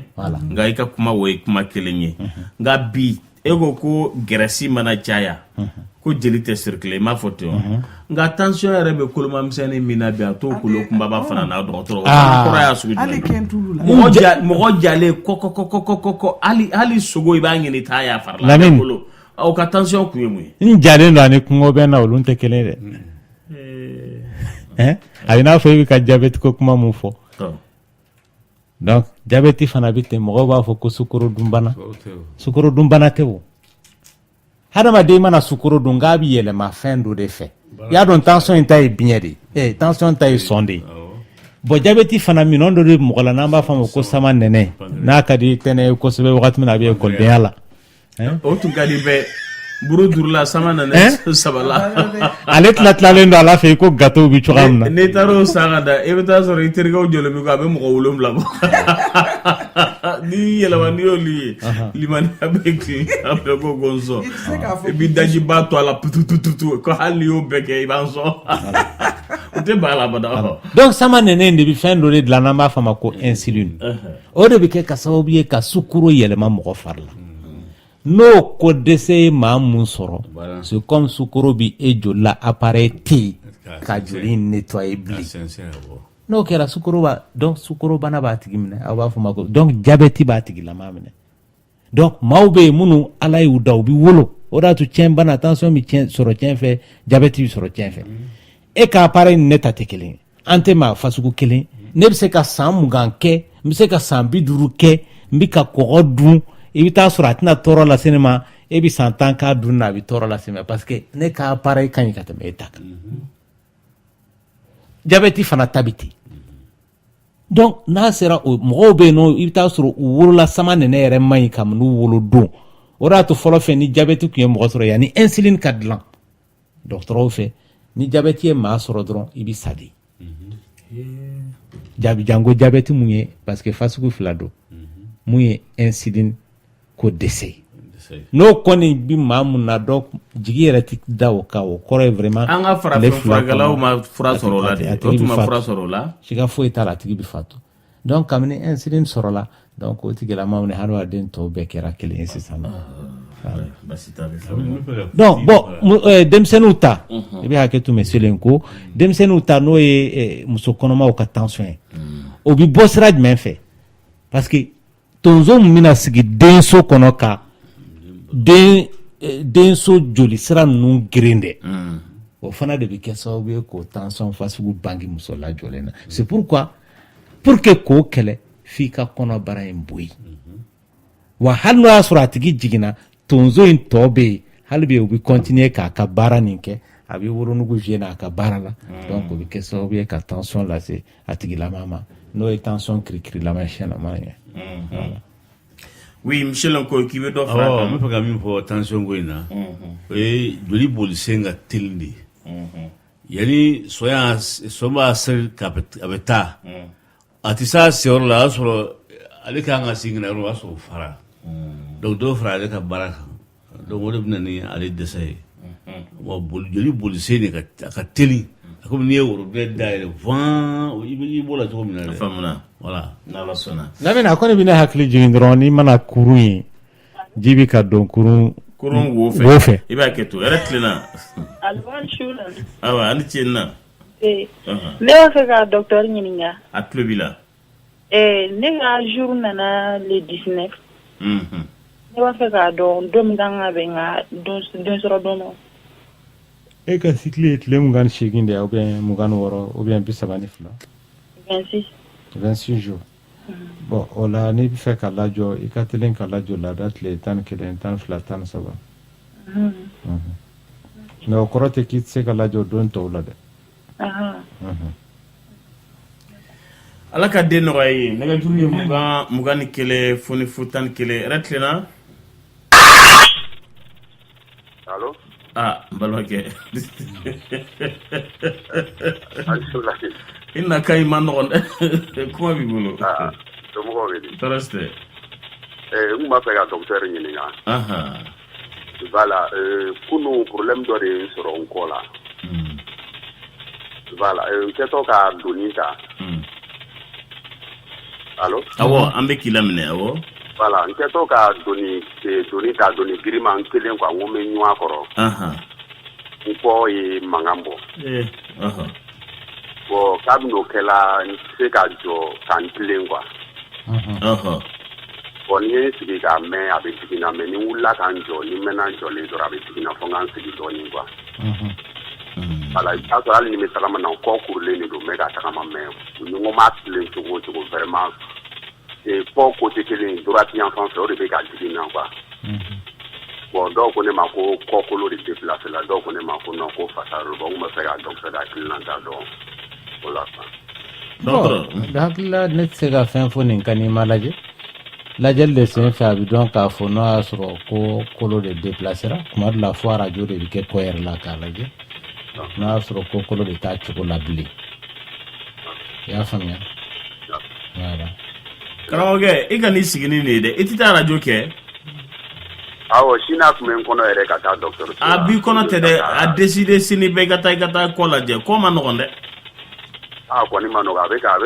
bi bɛɛ yɛrɛ ma se ka wuli ka bɔ dilan. Taa kɔ lajɛ dɛ. Ayiwa baasi tɛ n y'a mɛn. N'Ala sɔnna ma. Surtout cɛjan ka kɔ ko o ma nɔgɔn just yɛrɛ tilela. Allo? Oui, kuma b'i bolo. Allo. N b'a ni ce. Docteur, ne tun b'a fɛ k'a dɔn malformation ko yɛrɛ mun don. Malformation ko dɔn bon. Parce que ne siɲɛ fɔlɔ la ne fana ta ne den tun kɛra malformation na morni ani céphalie kunkolo in sanfɛla tun ma dafa donc 3 mois kɔfɛ n kɛla ka kɔnɔ ta tuguni bon kɔnɔ in a tun kɛra kalo 3 de o ko problème de cœur fana tun b'o la donc a ma avancé an ye avortement kɛ bon n b'a fɛ k'a dɔn cause min bɛ na n'olu ye quoi. Malformation sababu n'i ye 100 sara ta i bɛ taa sɔrɔ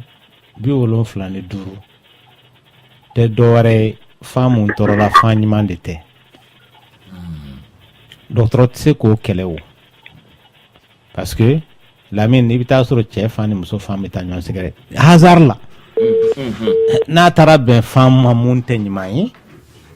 walama ni denkisɛ ni musokisɛ tɛ taa ni ɲɔgɔn ye den min bɛna bange o la a bɛ se ka kɛ fanjɛ a bɛ se ka kɛ fan fana ye mun ma dafa. Dɔgɔtɔrɔ siɲɛ 1 siɲɛ 2 a bɛ se ka kɛ hali siɲɛ 10 a man ca. O ye garisɛgɛ ko ye. Diɲɛ kɔnɔ i bɛ taa sɔrɔ i bɛ se ka muso ba 10 lajɛ a man ca o la mais o mun man ca fana o bɛ se ka taa yɛrɛ sɔrɔ muso kelen yɔrɔ la fo siɲɛ 6 bɔɲɔgɔn wala siɲɛ 3 o ye garisɛgɛ ko ye. A bɛ n'a fɔ ni kɔnɔma sisan nɔ den ka kɛ cɛ ou bien a ka kɛ muso ye probabilité ye jumɛn hasard de don parce que n delila k'a fɔ n ko musolaka fɛ yen i bɛ taa sɔrɔ fan 300 fo 400 bɛ yen mais muso tɛ se ka den 400 wolo a cayalen tɛ tɛmɛ 20 kan o kɔrɔ ye ko fan mun bɛ yen nɔ a si tɛ ɲuman ye n'a bɔra dama dɔ ko. Dɔgɔtɔrɔ ko Norform ko a lawulilen don ko musolakaw k'a ta musolaka dɔw ka ta walasa olu fana bɛ se ka nilasaya sɔrɔ furubato la cogo min na ko yala ko conséquence bɛ Norform nin tali la wa. Oui n bɛ mun fɔ o tabaw ye k'a fɔ ala kɛn bɛ ka Norform kɛ hadamaden na o i mago tɛ fɛn wɛrɛ la. Norform bɛ hadamaden na. Oui c'est-à-dire mɔgɔ bɛ ka fɛn fɛn ta i bɛ taa sɔrɔ suppléant dɔ don n'i fari dɛsɛlen don walasa ka fari dɛmɛ mais n'i fari dɛsɛlen tɛ i bɛ fari dɛmɛ mun ko la. Ale bɛ k'o mun fɔ aw b'a fɔ a ma bamanankan na ko maaya jalan maaya jalan ala kɛn bɛ k'a kɛ maa la o e bɛ taa dɔwɛrɛ jumɛn de ɲini a ko dɛsɛ bɛ maa mun na dɔgɔtɔrɔ b'a sɛbɛn i kun wagatini k'a f'i ye vraiment peut-être nin de kama tɔɔrɔ fasugu dɔw b'i kan n'o wagatini tɛmɛna a jɔ. Dɔw b'o k'u ta la ye. Bon ni mɔgɔ y'a k'i ta la ye a man ɲi fari ma fura fɛn fɛn bɛ don i fari la hali n'o y'a sɔrɔ i b'a mun i fari sanfɛ de i b'a bila i kunna k'a fɔ fura il faut k'a ka bɔ de. A bɛ bɔ sira dɔ de fɛ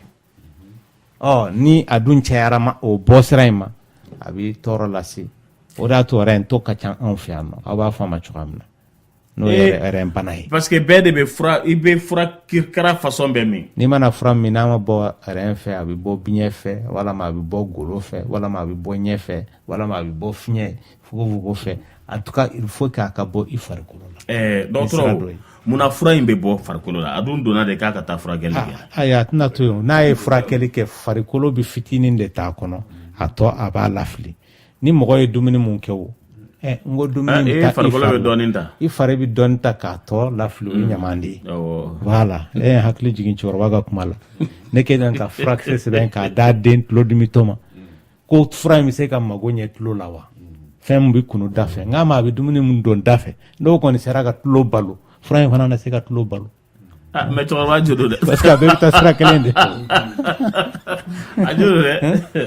a bɛ faamu et puis mɔgɔw k'a bila u kunna n'a fɔra furakisɛ min bɛ kunu ani pikiri ani i bɛ ka mun ani mun bɛ ka taa i nun fɛ a bɛɛ ye conséquence kelen parce que dɔw bɛ yen i bɛ taa sɔrɔ dɔgɔtɔrɔ b'a fɔ a ye karisa nin fura in man ɲi ma ka sababu kɛ furudimi b'i la a b'a fɔ a ye ne ta in ye placé ta de ye wala mun ta ayi hali n'i y'a mun a bɛ taa joli de la n'a kan ka tɔɔrɔ lase furu ma a bɛ taa lase ko den bɛ dumuni kɛ a san kelen dumuni kɛ wagati kelen tɛ den na o kabini den wolo don a bɛ dumuni kɛ an ka dumuni kɛtaw de tɛ kelen ye dɔrɔn a bɛ fɛ a bɛ ka sin mun kɔgɔ maintenant an b'a fɔ ni kalo 6 kɔni kɔnɔna la den man kan tɛ ka hali ji toni min a mago bɛ fɛn fɛn na a bɛ sinji na donc o la ni kalo 6 ninnu dafara o la i bɛ se ka a da don dumuni fɛn wɛrɛw la i n'a fɔ sin t'a bɔ bilen il faut que sin dafalaw ka di a tigilama ma bon dumuni ko ta fanfɛla i bɛ taa sɔrɔ kalo 2 o kalo 2 il faut que yɛlɛma ka don den ka dumuni kɛtaw la mais dumuni kɛta mun an y'a kɔlɔsi anw fɛ ani mɔgɔw b'u di denw ma o ye tubabuw ka dumuni de ye wagati dɔ bɛ kɛ u bɛ dɛsɛ dumuni o de y'a to banabaatɔ mana taa dɔgɔtɔrɔso la chaque fois i b'a ye hali ni muso mun opéré la ou bien denmisɛnnin mun wolola i bɛ taa sɔrɔ bangebaaw ne ko mun de ka ɲi a ma mun ka ɲi a ma o de mun sɔrɔli ka nɔgɔ e ma o de ka ɲi a ma ka tɛmɛ i tɛ degun min ɲinini na i tɛ degun mun ye o ka fisa parce que fɛn dɔ bɛ yen nɔ a tɔgɔ ye di réserve t'a la o ni mɔgɔ ye i si bɛɛ kɛ i bɛ k'i ja o de y'a to mɔgɔw b'a fɔ ko ala k'an laban ye n'o y'a sɔrɔ o ti laban dɔrɔn nafa foyi t'o la o la mun bɛ laban dɛ i bɛ o de di den ma voilà et puis a bɛ sɔrɔ nɔgɔya la tout e m'a ye mɔgɔ dɔw bɛ yen nɔ o b'a an yɛrɛ b'a fɔ mɔgɔw ye ala kɛn bɛ ka biberon di bɛɛ ma parce que kabini mana kɔnɔ ta wagati dɔ bɛ se sinji bɛ dilan i sin na ala yɛrɛ de ko k'e kana ɲɔnɔ san n y'a don i gɛrɛsɛgɛ la a bɛ fantan gɛrɛsɛgɛ la cogoya min na a bɛ faama gɛrɛsɛgɛ la bɛɛ ta don bɛɛ ka kan e yɛrɛ bɛ pan o kunna ka taa kɛ biberon ye nɔnɔ ye joli ye tɛnɛn ka ko tɛ k'ale bɛ taa baarakɛyɔrɔ la wa denyɛrɛnin wolo kuma ni i bɛ taa sɔrɔ a ko ka di fa ye o waati na o waati la a bɛ dépense minnu kɛ wagati dɔ bɛ se hali n'a ko ka d'a ye dɔgɔtɔrɔ den ka di bɛɛ a ka di fa ye k'a daminɛ a 0 an fa a san 99 koyi awɔ mais hali n'a ko ka d'a ye wagati dɔ bɛ se u b'a lɔgɔ bɔ mɔgɔ la sira la de voilà den tɛ goya ye dɛ ba de bɛ goya ye den t'a delili fɛ o awɔ n ko ba de bɛ n'i tɔɔrɔ k'a serilaki banna dɛ nɔnɔ fana tug'a la ayi a ka nin banna dɛ a ka nin tug'a la alors que ba de don u bɛ se ka taa nin bɛɛ dilan nin bɛɛ bɛ se ka dilan naturellement ka fa lafiya nka bada ni lezi u tɛ sɔn nka bɛ dilan fɛn min na a tɛ tɛmɛ dɔrɔmɛ mugan kan ayi mais u t'o fɛ o pharmacie ta o yɛrɛ de ye naturel ye pharmacie ta ingrédient wɛrɛ b'a la o foyi tɛ se ka naturel ni remplacer o u bɛ pharmacie ta de fɛ non parce que seliya de b'u la k'a dilan muso bɛna ɲini o ye problème ye o Lamine Famara ka basi jalan don a bɛ san joli bɔ k'i ma ko muso bɛna ɲini ka taa hali malo san n'an san pharmacie la sisan o de don denw ka ko ta dɛ ba de nɔ don an bɛ tɛmɛ nɛgɛjuru ye 21 fo ni 11 yɛrɛ tilenna allo walekum salam balimakɛ kuma b'i bolo n b'a cɛ u ka kɛnɛ an tulo b'i la oui docteur ɲininka muso mun jiginna n'a ka koli tigɛra ka sɔrɔ koli ma na ese a bɛ se ka kɔnɔ ta awɔ ni koli ma na a bɛ se ka garisɛgɛ sɔrɔ. a sɔrɔ koli ma na a bɛ se ka garisɛgɛ sɔrɔ. awɔ parce que muso dɔw ka den tant que den da bɛ sin na. awɔ. u ka koli bi jɔ naturellement a ti na. awɔ. mais n'a ye den dabɔ kalo min na kalo min bɛ da o kɔfɛ a b'a ka kalo labɔ ye. ayi komi ne muso jiginna. nin y'a 9 mois de ye. mais a jiginni a ka koli tigɛra quoi. o koli tigɛra bɔ hali bi koli tigɛra. ne y'a faamuya n ko o koli nalibaliya ti a tigilama bali ka kɔnɔ ta. o de maa caman dabari ban o b'a fɔ bon komi koli ti ka na hali ni ye furubato kɛ a tigi tɛna lajɔ o ye fili de ye o. i y'a faamuya wa. a tigi bɛ se ka lajɔ. o yɔrɔnin Lamini kolitigɛ fan in b'i n'a fɔ ni tile bɔlen don sisan Lamini e que kaba finnen don. est-ce que kaba mun finnen don walama san finnen don o bɛ k'an bali ka tile ye o kɔrɔ ye ko tile tɛ yen wa. an b'a bila an kunna ko tile tɛ yen fɔlɔ kaba finnen don. a bɛ yen fɛn dɔ de bɛ k'i bali ka tile ye. n'o tɛ a bɛ yen. a banna. voilà donc fan bɛ tɔɔrɔ o. a nɔgɔyara mais oui bon aw ka nin kuma ninnu kɛ aw de ko ni kalo labɔ ma ye c'est que i bɛ taa sɔrɔ parce que a bɛ fɔ ko contraceptif naturel de don i n'a fɔ den sɔrɔbaliya o dilannen don naturellement tant que ni koli ma ye donc an b'a bila an kunna k'a fɔ muso tɛ danger la mais e nana fɔ tuguni k'a bɛ danger la. ne y'a fiyɛ n ko mɔgɔ bɛ danger la wagati bɛɛ o parce que koliko in yɛrɛ n y'a fiyɛ n ko dɔnni yɛrɛ sira fɛ a dɔnnen tɛ kosɛbɛ parce que fan tɔrɔ wagati a jateminɛ na k'a fɔ d'ailleurs wagati kelen t'a la muso dɔw bɛ se ka fan tɔrɔ fo siɲɛ 2 kalo kɔnɔ. fan tɔrɔ siɲɛ 2 kɔrɔ ye mun. awɔ parce que fɛn bɛ kɛ den. u bɛ danger i n'a fɔ sisan u b'a fɔ len bɛ kɛ ko n ka jour de danger. voilà donc muso dɔw la jour de danger 2 b'u la. jour de danger 2 tɛ dɛ. ovulation 2. parce que ovulation kelen bɛ o bɛ bɛn wagati mun ka teli ka kɔnɔ ta. bamanankan na ni ko i b'a fɔ an b'a fɔ fan tɔrɔ de o. voilà donc o bɛ se ka kɛ muso la dɔw la fo siɲɛ 2. dɔgɔtɔrɔ jɔ an ka ɲɔgɔn faamu dɔɔni. jour de danger min n'a bɛ fɔ bɛɛ b'a fɔ ten o tubabukan in na ye o de tɛ jour d'ovulation ye wa. ayi o tɛ jour kelen ye o. jour de danger fana ni jour d'ovulation fana tɛ kelen ye. olu tɛ kelen ye.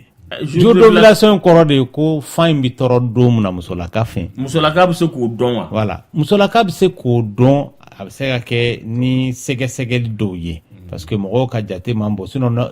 normalement a tigi fari bɛ gan dɔɔni a fari bɛ kalaya ka tɛmɛ. u b'a fɔ de musolakaw b'a fɔ de ma ko bouffée de chaleur bɛ na wa. ayi o ye ménopause sutura ye donc pour que i k'a dɔn fo k'a sɔrɔ i bɛ k'i ka température ta.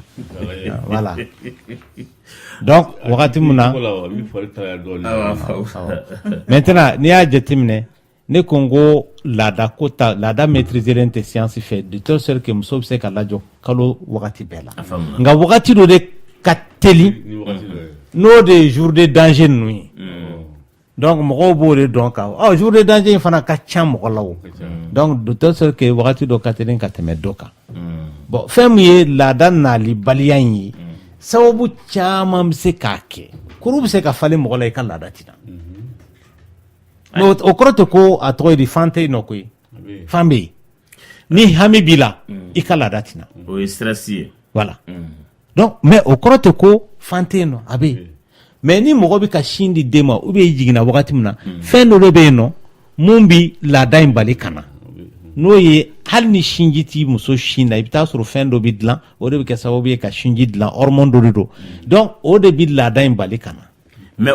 laada in bali ka na muso moyilen kura t'a bali ko fan tɛ yen. non a bɛ yen nɔ parce que dɔw ka fan a ka teli ka segin ka na tuguni jiginni yɛrɛ kɔfɛ c'est comme dɔw ka laada ka teli ka na hali jiginni kɔfɛ i bɛ taa sɔrɔ ni muso yɛrɛ jiginna a bɛ se ka kɛ basi bɛ tigɛ tile 8 kɔnɔna la mais tile 12 o kɔfɛ basi bɛ na ka tile 2 bɔɲɔgɔnko kɛ an b'a fɔ ma les petits retours de couche parce que ni mɔgɔ jiginna dɔrɔn laada bɛ dilan yɔrɔ min na denso kɔnɔ a fara in bɛɛ de bɛ wuli ka taa tonso fɛ fara kura de bi da ala o fara kura in pour que a ka bugun kura ye wagati kelen tɛ maa dɔw bɛ se ka laada hali jiginni kɔfɛ kalo kelen kalo fila dɔw fana ta ye fo ka taa san kɛ donc fasugu kelenw tɛ c'est comme ni mana jiri turu dɔw ka teli ka wuli dɔw bɛ wuli dɔ ɲɛ ainsi de suite voilà a bɛ faamu ayiwa nɛgɛjuru ye 21 foni fo 11 n balimakɛ ko k'ale bɛ ji min tile kɔnɔ k'ale to k'o sugunɛ kɛ k'ale bɛ taa a sugunɛ kɛ siɲɛ 3 tile kɔnɔ ka taa yɛrɛ lajɛ wa bon sugunɛ kɛ in tɛ siɲɛ 3 tile kɔnɔ o tɛ baasi mais a bɛ sugunɛ kɛ mun kɛ a bɛ taa hakɛ joli parce que mɔgɔ bɛ se ka sugunɛ kɛ siɲɛ 3 i bɛ taa sɔrɔ o ka ca ka tɛmɛ dɔ ta 6 kan voilà et puis sugunɛ kɛ in fana ni a kɛbaliya o bi a tigi bɛ ka effort physique mun kɛ parce que mɔgɔ min bɛ wɔsi ani maa min tɛ wɔsi olu ka sugunɛ kɛ cogo tɛna kɛ kelen voilà dɔgɔtɔrɔ a ko u bi coton hygiénique ni u bɛ kalo labɔ la u bi kɔrimugu min baara kɛ ni kɔrimugu min ye ko u bɛ cancer de l'utérus di musolaka ma wa ayi o t'o di musolaka ma an ko cancer du col de l'utérus fɛn b'a lase musolaka ma ko olu ye kuma k'a kan ko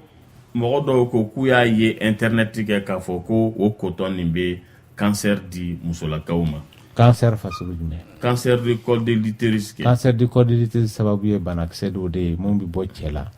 ka taa musolaka fɛ ni kafoɲɔgɔnya tɛ a tɛ maa sɔrɔ bon n'o y'a sɔrɔ coton nɔgɔlen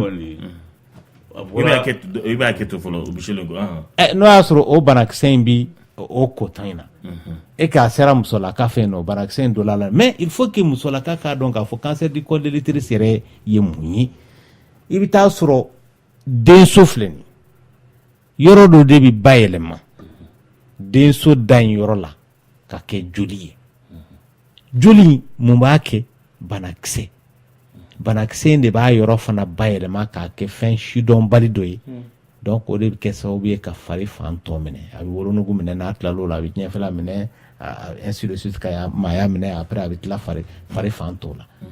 mais cancer du col nin bana tɛ mun kan ka ye bilen diɲɛ la lamini n y'a fɔ k'a fɔ parce que joliw minnu filɛ nin n'o bɛ kɛ denso la pour que olu fana ka yɛlɛma ka kɛ cancer ye i bɛ taa sɔrɔ a bɛ san 15 ɲɔgɔnna kɛ o y'a mɛnnen i la sa dɛ bien sûr mais a tigi t'a kalama ko joli b'ale la mais dɔgɔtɔrɔ a t'a kalama cogo di a t'a dimi wa non joli bɛ se ka kɛ mɔgɔ la a tɛ dimi non basi tɛ bɔn donc n'a sera basi bɔn yɔrɔ bɛ den wolonugu la i t'a kalama e t'a kalama i kɔnɔ tɛ dimi hali dɔgɔtɔrɔ yɛrɛ mun b'a dɔn k'a fɔ joli b'i la n k'a bɛ produit dɔw n'o tɛ ɲɛna yeli la a t'a dɔn k'a fɔ joli bɛ yen o a bɛ fura dɔw de bɛ utiliser fura ninnu de bɛ couleur fasugu dɔw di o b'a jira k'a fɔ nin joli masina in bɛ a tigi la donc o la yɔrɔ mun misali la sisan nɔ cancer du col sɛgɛsɛgɛli la i bɛ fura dɔw utiliser a tigi col sanfɛ o fura in bɛ col kɛ jɛman ye parce que normalement col couleur ye bilenman de ye n'a ye col couleur kɛ jɛman ye i bɛ tila ka fura bulalama dɔ de ta k'o kɛ col sanfɛ ni yɔrɔ mun ma se ka kɛ bula ye dɔrɔn o kɔrɔ ye o yɔrɔnin masina in joli dɔ bɛ yen sisan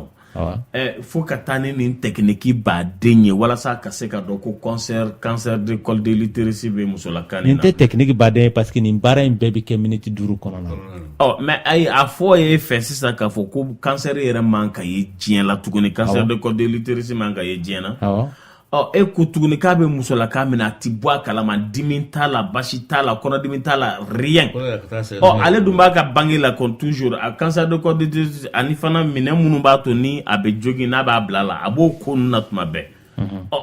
ko o ka ban o cogo la ten a tɛ dimi yira a kasa ti bɔ kɔnɔdimi t'i la foyi t'i la i sigilen ten i b'i kunfɛ ten pourquoi n ko a man ka maa minɛ bilen parce que e maa o mun n'i taara dɔgɔtɔrɔso la ɲinɛ sisan dɔgɔtɔrɔ y'i lajɛ minute 5 san wɛrɛ a y'i lajɛ o waati kelen na minute 5 san saba a b'i lajɛ minute 5 kɔnɔna la cancer du col t'i sɔrɔ parce que ale b'i kɔn ka joli in ye n'a y'a ye a b'a furakɛ a ti yɛlɛma ka kɛ cancer ye bilen donc sisan an bɛna bɛn kuma la musolaka o musolaka n'ala de y'e kɛ muso ye ko e ka bange e ye furubato daminɛ e ye furubato daminɛ denmisɛnniya t'a la mɔgɔkɔrɔbaya t'a la i ye kafoɲɔgɔnya daminɛ ko bɛɛ de ka wuli i ka taa dɔgɔtɔrɔso san o san siɲɛ kelen yɛrɛ tɛ san fila ka tugu ɲɔgɔn kɔ o ye siɲɛ kelen a tɔ bɛ kɛ san 3 o san 3 fo ka t'i si se san 60. I hakili ka to a la bɛɛ de hakili ka to nin na a faamuna oui monsieur le ko i tun bɛna fɛn dɔ fara kan min ye ci bila k'a ye nɔti kan a bɔra télé de la o radio yɛrɛ fɛ yen sisan u ka analyse de bɔra kan u yɛrɛ bɛ service hygiène lavable de la lavable mais monsieur le ko tubabu bɛ ka mun kɛ an na nin ye de sisan u ye coton min la u yɛrɛ nan'a ye n yɛrɛ de sigi k'a lajɛ u ka émission u y'a kuma kɛ kunna sɛnɛ o tun bɛ ka kuma kɛ kunna sɛnɛ u yɛrɛ y'a ye ma dɔ asiatique dɔ de bɛ ka fɛn dɔ créer k'u ka coton in bila pewu k'a kɔlɔlɔ ka bon sisan u bɛ service hygiénique lavable automatiquement o ye ne hakili jigin mais monsieur le ko ne de k'i ma ko tubabu bɛ ka mun kɛ an na o bɛ ka mun k'an na Lamine an bangebagaw tun bɛ nin de kɛla o i ka bi kɛ jama k'a kɛ to an dala kuma tɛ finikoloni i b'a ko i b'a dulon a dɔw bɛ se ka san 3 kɛ n'a ye a kolen jɛlen dulonnen don a tɛ utiliser ni kalo tɛ Lamine i b'a dɔn tubabu ye mun k'an na dɔwɛrɛ tɛ koyi tubabu man kɛ kun tubabu man kɛ kun a bɛ ka keguya de ɲɛɲini mais a nana sɔrɔ farafin ka kɛ ko ale ye koyi nka a na farafin sɔrɔ mun na ale yɛrɛ t'a si dɔn fiyewu a ko nin fɛn nin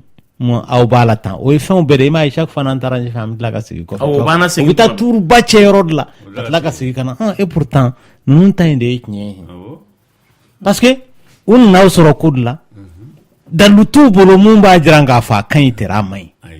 an dun mɔgɔw minnu y'an kala la sɛbɛn tɛ yen fɛn wɛrɛ tɛ u kɔni y'a dɔn k'a fɔ a bɛ nafa dɔ ɲɛ o a bɛ nafa dɔ ɲɛ a bɛ nafa yɛrɛ de ɲɛ n'o tɛ a tɛna continuer o mais a b'a dalu ye jumɛn ye k'a fɔ a bɛ nafa ɲɛ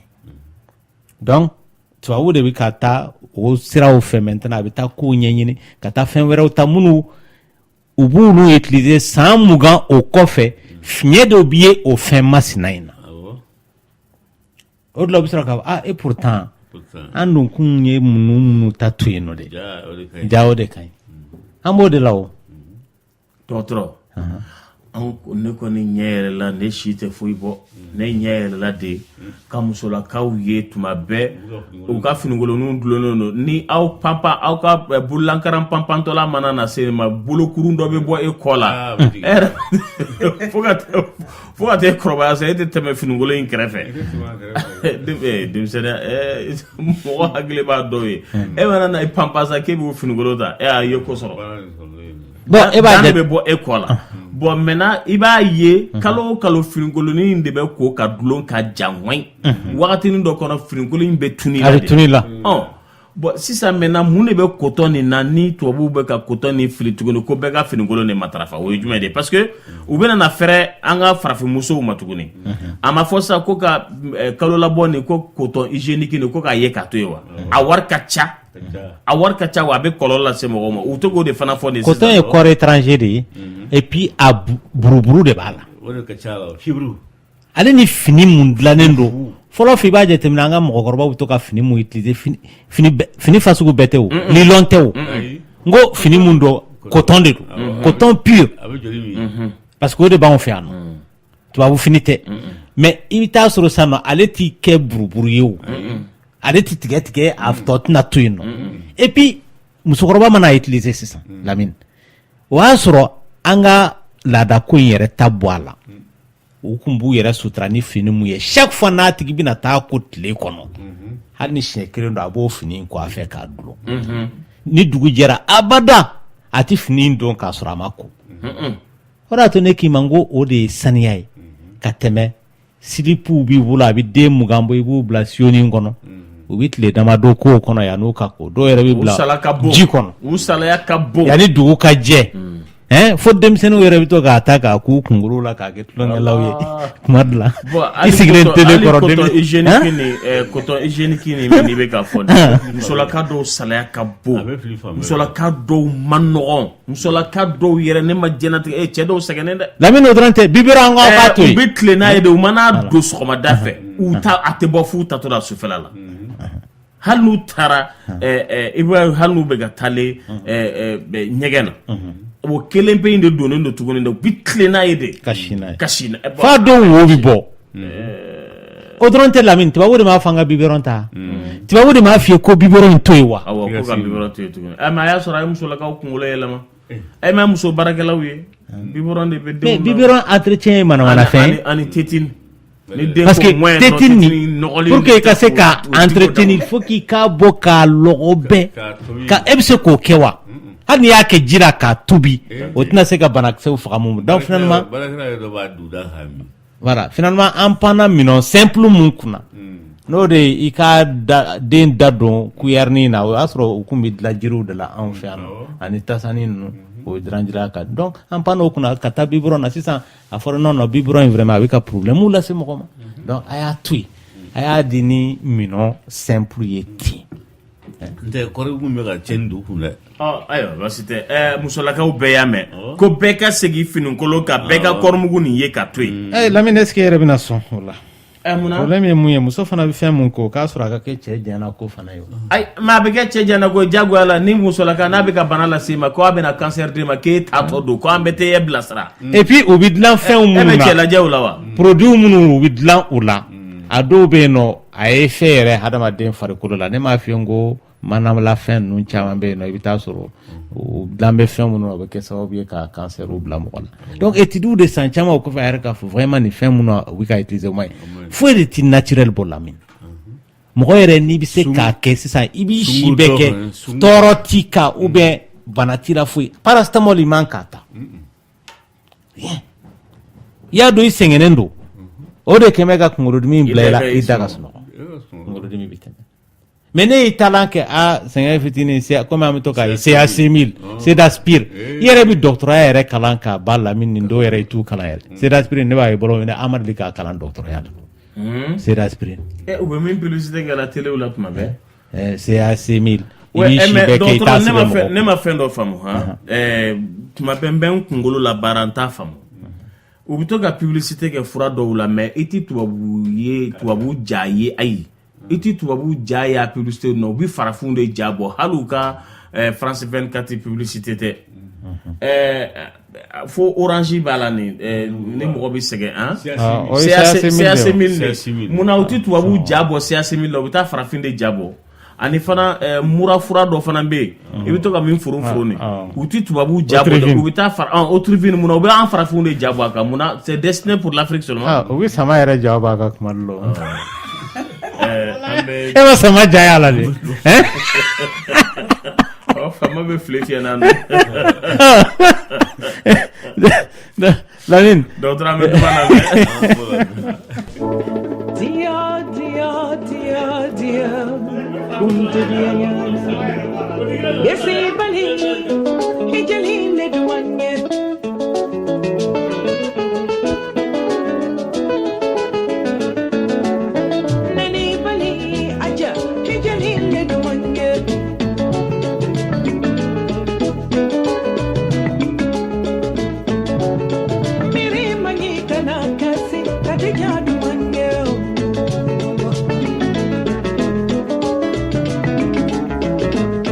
Delegate bon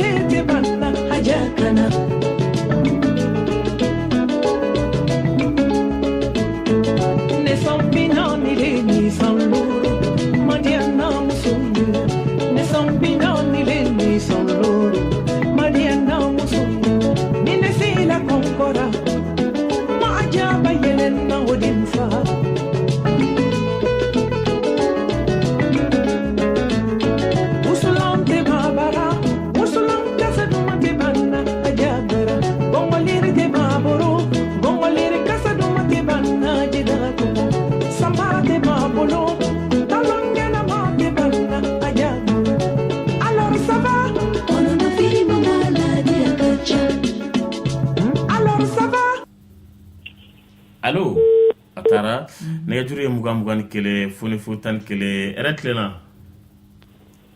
allo oui an tulo b'i la i b'i kumakan kɔrɔta i ka telefɔni man ɲi allo ale fana taara dɔgɔtɔrɔ ayiwa bi ɲiningaliw ka ca kosɛbɛ mara ni an bɛna se ka bɛɛ kɛ so na ko k'i fo ayiwa a ko k'a ka considération b'i ye kosɛbɛ a ko a bɛ fɛ ka min faamu Michel ko o ye de ta ye han ko barika k'a bɛ fɔli min kɛ ko barika ko yala ko barika in ye bamanankan de ye wa ayi barika ye arabukan ye an b'a fɔ ko ka banba a banba ni tilara dumuni na i bɛ mun de fɔ b'a fɔ ko a banba fa b'a fɔ ko ala k'an banba ni fɛn min bamanan la n'o tɛ cɛ dɛ ne bɛ se k'a fɔ n ko Michel ko a banba a b'a fɔ ala k'an banba banban kɔrɔ banba k'i banbanen don ni fɛn banbanen don sisan o bɛ bɔgɔti de de banbanen i tɛ se k'o sen mɔgɔ i tɛ se k'o bɔgɔti dɛ mais mun de bɛna banba sisan ne bɛna n jɔ n k'a banba dumuni ko in wa ayi an bɛ dumuni min kɛ nin ye ala ka dumuni in banban du kɔnɔ dumuni min filɛ nin ye o ani ko wɛrɛw bɛ yen nɔ ko wɛrɛ bɛ yen ni fa b'o ɲɛmɔgɔ ye o kabini denmisɛn i fa de b'i ladon fo ka t'i balikuya k'i makuru e bɛ se ka fa ka barika da o la fo ni i yɛrɛ sira ye tuma min na ayiwa n'ala sɔnna donc tuma bɛɛ foli min bɛ laban ala de la dɔgɔtɔrɔ a ko ale ye furubato kɛ n'a furucɛ ye a ka ko n y'a dɔn ko a ka jour d'ovulation don o bɛ se ka dɔnya wa sisan a ko o dugusajɛ ale ye pilule Norlevo ta 40 heures après ale ye pilule Norlevo ta Norlevo a ko o kɔfɛ k'a ye tile 7 kɛ basi bɛ bɔn na a kan a ko depuis bɔra la f'a bɛ yɔrɔ min na sisan k'a ma ka kalo labɔ ye a k'a ye appareil nin san min b'a yira k'a fɔ k'i kɔnɔma don siɲɛ 2 k'o bɛɛ y'a yira k'a fɔ k'ale kɔnɔma tɛ ko ale sinw bɛ ka commencer ka funu ko yala ko fura in a ye fura min ta k'o de bɛ k'o kɛ wa a bɛ se ka kɛ fura in effet don mais il faut k'a ka taa lajɛ dɔgɔtɔrɔso la k'a lajɛ ni sababu wɛrɛ fana t'a la ayiwa basi tɛ nɛgɛjuru ye 21 foni fu 11 voix du cœur do ɛrɛ tilenna tɔɔrɔ si tɛ dɔgɔtɔrɔ tulo b'i la bon ne tun bɛ fɛ ka ɲininkali dɔ de kɛ quoi est-ce que muso bɛ se ka furubato ka goya ye ten k'a sɔrɔ bana wɛrɛ tɛ non furubato ka gɔnyɛ a sababu ka ca banaw yɛrɛ ka ca kosɛbɛ donc a bɛ se ka kɛ dɔw fana ko dɔ bɛ yen nɔ mun y'a to a nɛgɛ t'u minɛ bilen an delila ka kuma o siraw kan voilà ale yɛrɛ bɛ fɛ ka min faamu yala furubato nɛgɛ bɛ se ka c'est-à-dire a nɛgɛ bɛ se ka muso bɛ se ka nɛgɛ minɛ ka sɔrɔ ban tɛ wa a b'a fɛ k'o de ɲɛɲini k'a sɔrɔ ban tɛ wa awɔ non a caman bɛ yen nɔ ban tɛ dɛ c'est parce que a bɛ tɔɔrɔ de las'u ma fo tɔɔrɔ min bɛ ka las'u ma n'i ma sababu ɲini dɔw bɛ yen nɔ hali n'u y'a kɛ u b'a kɛ dimi de kɔrɔ voilà donc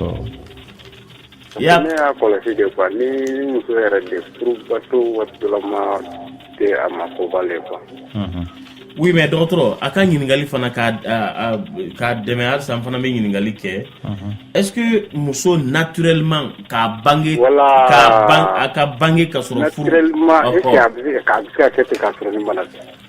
bon naturellement k'a sɔrɔ bana tɛ o man ca parce que furubato man di maa si ye i na kuma diɲɛ la o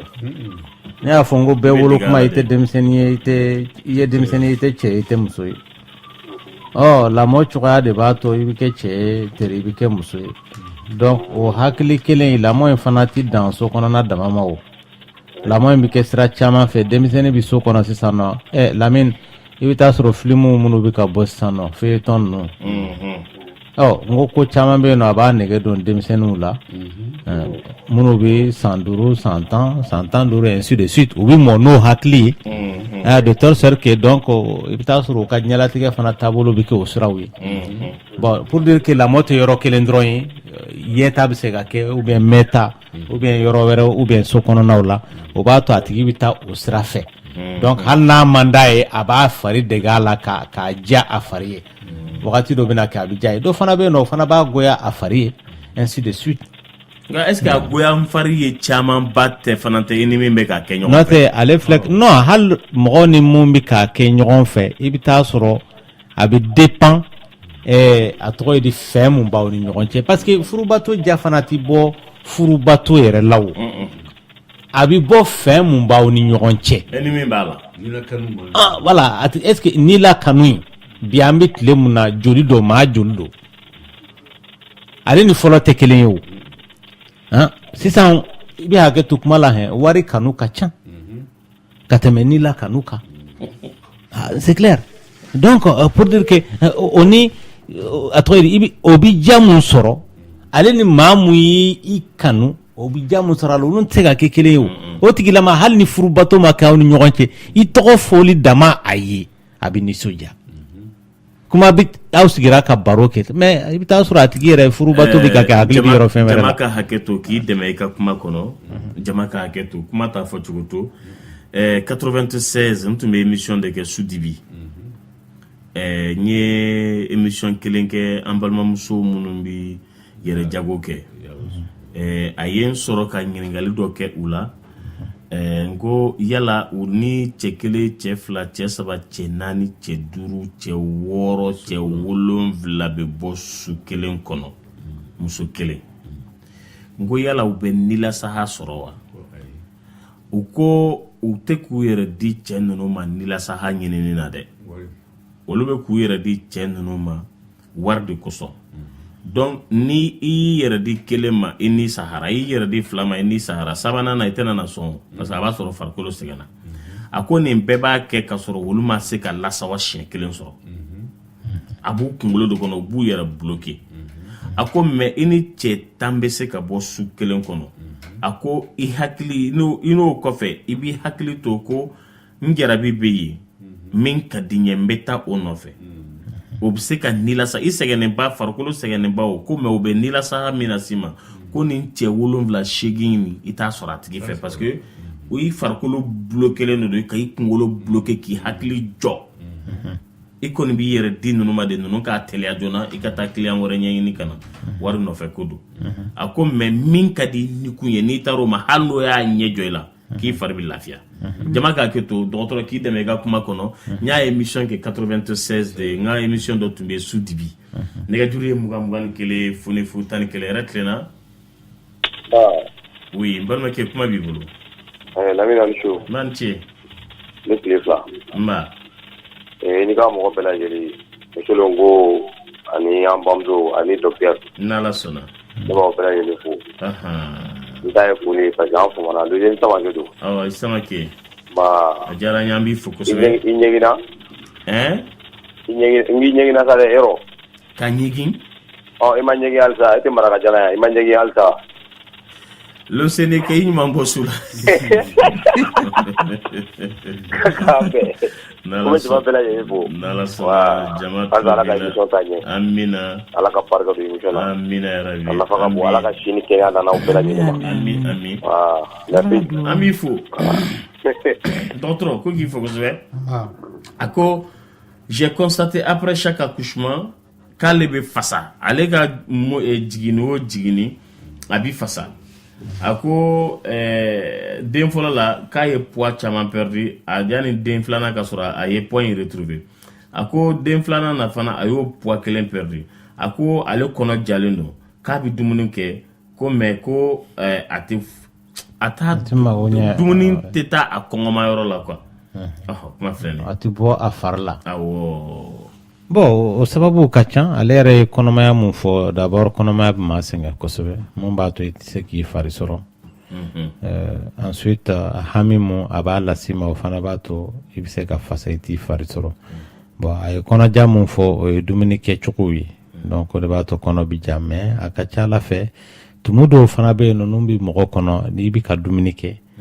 a nafa t'i ye i la parce que olu bɛ dumuni a tɔgɔ de a nafama yɔrɔ ta k'e to yen jango o tumu fasugu ninnu i bɛ taa sɔrɔ o bɛ nugu kɔnɔ mais o bɛ balo joli la voilà. I denmuso ko ale ka problème ye muso jalanya in de ye a ko yala e bɛ se ka a furakɛ wa muso jalaya sababu ka ca n'i ma se k'a sababu jɔnjɔn i tɛna se k'a fɔ k'i bɛ fura jɔnjɔn fa la bon n'o y'a sɔrɔ denmisɛnnin la ka da sababu fɔlɔ yɛrɛ ye leminɛnpo de o ye infection de bon n'o bɔra yen nɔ i bɛ taa sɔrɔ sababu wɛrɛ bɛ yen n'o ye jiko dɛsɛ yɛrɛ ye k'a d'a ka muso la ka bɛɛ ji dɔ de b'i la n'o ye hormone ye n'o dɛsɛ b'i fari la ka sababu kɛ sababu fɛn fɛn ye o bɛ se k'a lase a tigilama ma. n'Ala sɔnna nɛgɛjuru ye 21 fonifu 11 voix du cœur do radio Clédou kan tulo b'i la. n balimakɛ kuma b'i bolo. allo an tulo b'i la. ouais Lamine. oui. ani su. n b'a ni ce. somɔgɔw. tɔɔrɔ si tɛ. aba. oui. ayi ne bɛ ka wele ka bɔ Espagne. wala komi n y'aw wele ka bɔ Bogoti. ne ma bɛɛ an b'aw nɔfɛ n tɛ k'aw sɔrɔ quoi. bon n hakili la Sénégal kan dɔn quoi. ayiwa baasi tɛ. ko tɛnɛ ma ko Keyita de don. tɛnɛ ko k'a f'i ye ko maninka de bɛ k'i wele. awɔ Keyita ça va somɔgɔw bɛ di. tɔɔrɔ si tɛ yan. i ni su. a kɛra fama yɛrɛ. a kɛra ye Espagne kaw ka kɛ. tɔɔrɔ si tɛ yan. tɛnɛ ko k'a bɛ nalen han k'a bɛ taa duguma sira fɛ k'i ka taa kunbɛn yɔrɔ in tɔgɔ Maroko n'a a bɛna ji tigɛ. ne tɛ dɛ. e ma fɔ ten. ne tɛ dɛ. an ka di Ala ma. awɔ. k'a kɔgɔ ji tigɛ ne tɛ dɛ. ni tɛnɛ kɔni bɛ taa an bɛ bato ɲini a kelen de ye. ayi problème t'a la. vraiment ko émission tiɲɛ yɛrɛ la ka di ne ye n'a daminɛna n'a ma ban ne tɛ da quoi. n b'a lamɛn wagati bɛɛ de taa o tigi o b'a bɛɛ de lamɛn quoi. n'Ala sɔnna. mais ne tun b'a fɛ ka fɛn dɔ fɔ aw ye quoi. n'a y'a sɔrɔ ni a tɛ k'aw ma bajɛ parce que souvent ni aw bɛna émission daminɛ n'aw tun bɛ se ka a date fɔ aw bɛ dɔn mun na k'o date fɔ parce que waati dɔw ne bɛ to émission lamɛnni na mais a laban na a bɛ taa bila n kun na quoi n b'a dɔn k'a fɔ ko kɔrɔlen de dɔn mais caman bɛ yen tigi tɛ k'o jateminɛ u bɛ téléphone kɛ quoi. bon date ko in man bon an ma ten kosɛbɛ. d'accord. awɔ parce que ko n'a kɔrɔ caman. d'accord problème t'a la. n'Ala sɔnna. d'accord i bɛ n ka foli lase Michel Ngoma ye. a tulo b'i la. d'accord ko n ka foli bɛ dɔgɔtɔrɔ ye. n'Ala sɔnna taa tɛnɛ kunbɛn sinikɛnɛ han. awɔ ba tigɛli daminɛ sini. Lamine i tɛ sabali sa. nɛgɛjuru ye bugadi 1 fonifu 11 yɛrɛ tilenna. allo. allo salamu alaikum. waaleykum salam kuma b'i bolo. somɔgɔw bɛ dan ce. nba. awɔ ne bɛ weleli kɛ bɔ ka bɔ Faransi. awɔ radio min b'i kɛrɛfɛ i b'a faga an bɛ ɲɔgɔn faamu téléphone na. voilà n y'a faga n y'a téléphone fɛ. awɔ an tulo b'i la. somɔgɔw bɛ di kɔrɔ tɔɔrɔ tɛ yen. ayi baasi tɛ yan. a denba don kɔrɔ tɔɔrɔ su la ani sɔgɔma. baasi foyi tɛ yan a ni ce. ani ce bɔn ne ye maraka de ye. a ka émission lamɛn a mɛnna a ka ca ni san 3 ou san 4 ɲɔgɔn na. an bɛ faamuyali sɔrɔ a la ka caya kosɛbɛ quoi. a ka bilasirali a ka ɲi kosɛbɛ. a bɛ mɔgɔ bilasira aw ni wajulikɛla sira kɛnɛ de la. a ka hamina an bɛ dugawu de kɛ ala ka hamina ko nɔgɔya. amina. ala ka hamina ko nɔgɔya. amin. ne kɔni ne tɛ se ka da fo n ka émission lamɛn fo ka ban. wala tuma bɛɛ n b'a ka lamɛn bon n b'a essayer fo n b'a sɔrɔ mais n tɛ ka sɔrɔ. ala y'a latigɛ n y'a sɔrɔ bi bon n content na kosɛbɛ. a diyara n ye fo k'a fɔ k'a diyara n ye. wala a ka foli dɔ bɔ o kɔfɛ ɲininkali kelen bɛ n bolo k'a ɲɛsin dɔgɔtɔrɔ ma. mais est ce que muso bɛ se ka kɛ n'a a jigilen kɔfɛ k'a laada ye wa. k'a sɔrɔ den bɛ sin na. muso bɛ se ka laada ye wagati bɛɛ. jiginni kɔfɛ wa. voilà. parce que o de don. wa ni ce aw ka foli de don. a diyara n ye. i ni ce k'an bɛ aw bɛɛ lajɛlen fo. ala ka hamina ko nɔgɔya ala ka nin kɛnɛya di. amin amin. ala k'o inchallah bon aw ka foli de don. waaleykum salam dɔgɔtɔrɔ a ko ale ka ɲininkali ye min ye ko ale ka kalo labɔ bɔlen kɔfɛ k'ale b'a ye ji dɔ bɛ bɔ ale la ko o jinin ka kalan k'a bɛ jigin fana ko yala ko c'est normal que o écoulement façon ka k'ale la ko c'est comme si du liquide de l'eau chaude. bon il faut que a ka taa dɔgɔtɔrɔso la o ji in kalajɛ fasugu mun don parce que a dɔw bɛ se ka a bɛ kɛ ale la kalo labɔ de kɔfɛ. oui dɔw bɛ se ka kɛ leminɛnpo ye. comme a bɛ se ka kɛ leminɛnpo ɲuman ye cogoya min na a bɛ se ka kɛ juguman ye ten. parce que kalo labɔ kɔfɛ fana farlaji dɔw bɛ fari saniya pour que banakisɛw minnu bɛ to yen nɔ ani joli nɔgɔw minnu bɛ to yen nɔ olu ka se ka bɔ kɛnɛma voilà donc o ni bana bɛ na olu tɛ kelen nka i tɛ se k'a ni bana dɔn ɲɔgɔn na ni a ma lajɛ. dɔgɔtɔrɔ a ko tension fura tali bɛ na ni kurusi lagosili ye wa. bon o ye tension fura dɔw bɛ yen olu bɛ se ka na n'o ye a bɛɛ tɛ nka dɔw bɛ se ka na n'o ye. ka kurusi ka cɛya minɛ la. ayiwa baasi tɛ ko yala ko muso min bɛ filanin nɔfɛ ko filanin traitement bɛ se ka kɛ wa. bon filanin traitement ko filɛ nin ye mɔgɔw ma mun faamuya la hasard de don ni denko gɛlɛya bɛ muso la dɔgɔtɔrɔ bɛ furaw minnu k'i la ou bien k'a d'i ma pour que i ka se ka kɔnɔ ta o fura ninnu effet bɛ se k'a to kɔnɔbara in bɛ se ka kɛ fila ye filanin sabanin wala naani wala duurunin o n'a ɲɔgɔnnaw o ye hasard de ye o. ale ni mɔgɔ mun a tigi nana denko gɛlɛya b'a la a tɛ se ka den sɔrɔ a yɛrɛ ma il faut que dɔgɔtɔrɔ ka denkisɛw de ta k'a kɛ denso la olu tɛ kelen ye o parce que ni dɔgɔtɔrɔ ma ɲɛ i bɛ bɔ o baara fasugu in kɛ n'a b'a fɔ o ma ko fécondation in vitro dɔgɔtɔrɔ tɛna dan ou bien transfert d'embryon ninnu dɔgɔtɔrɔ tɛna dan den kelen dɔrɔn tali ma k'a bila a tigi kɔnɔ i bɛ caman de ta k'a bila yen pour que ni dɔ tiɲɛna dɔ ka to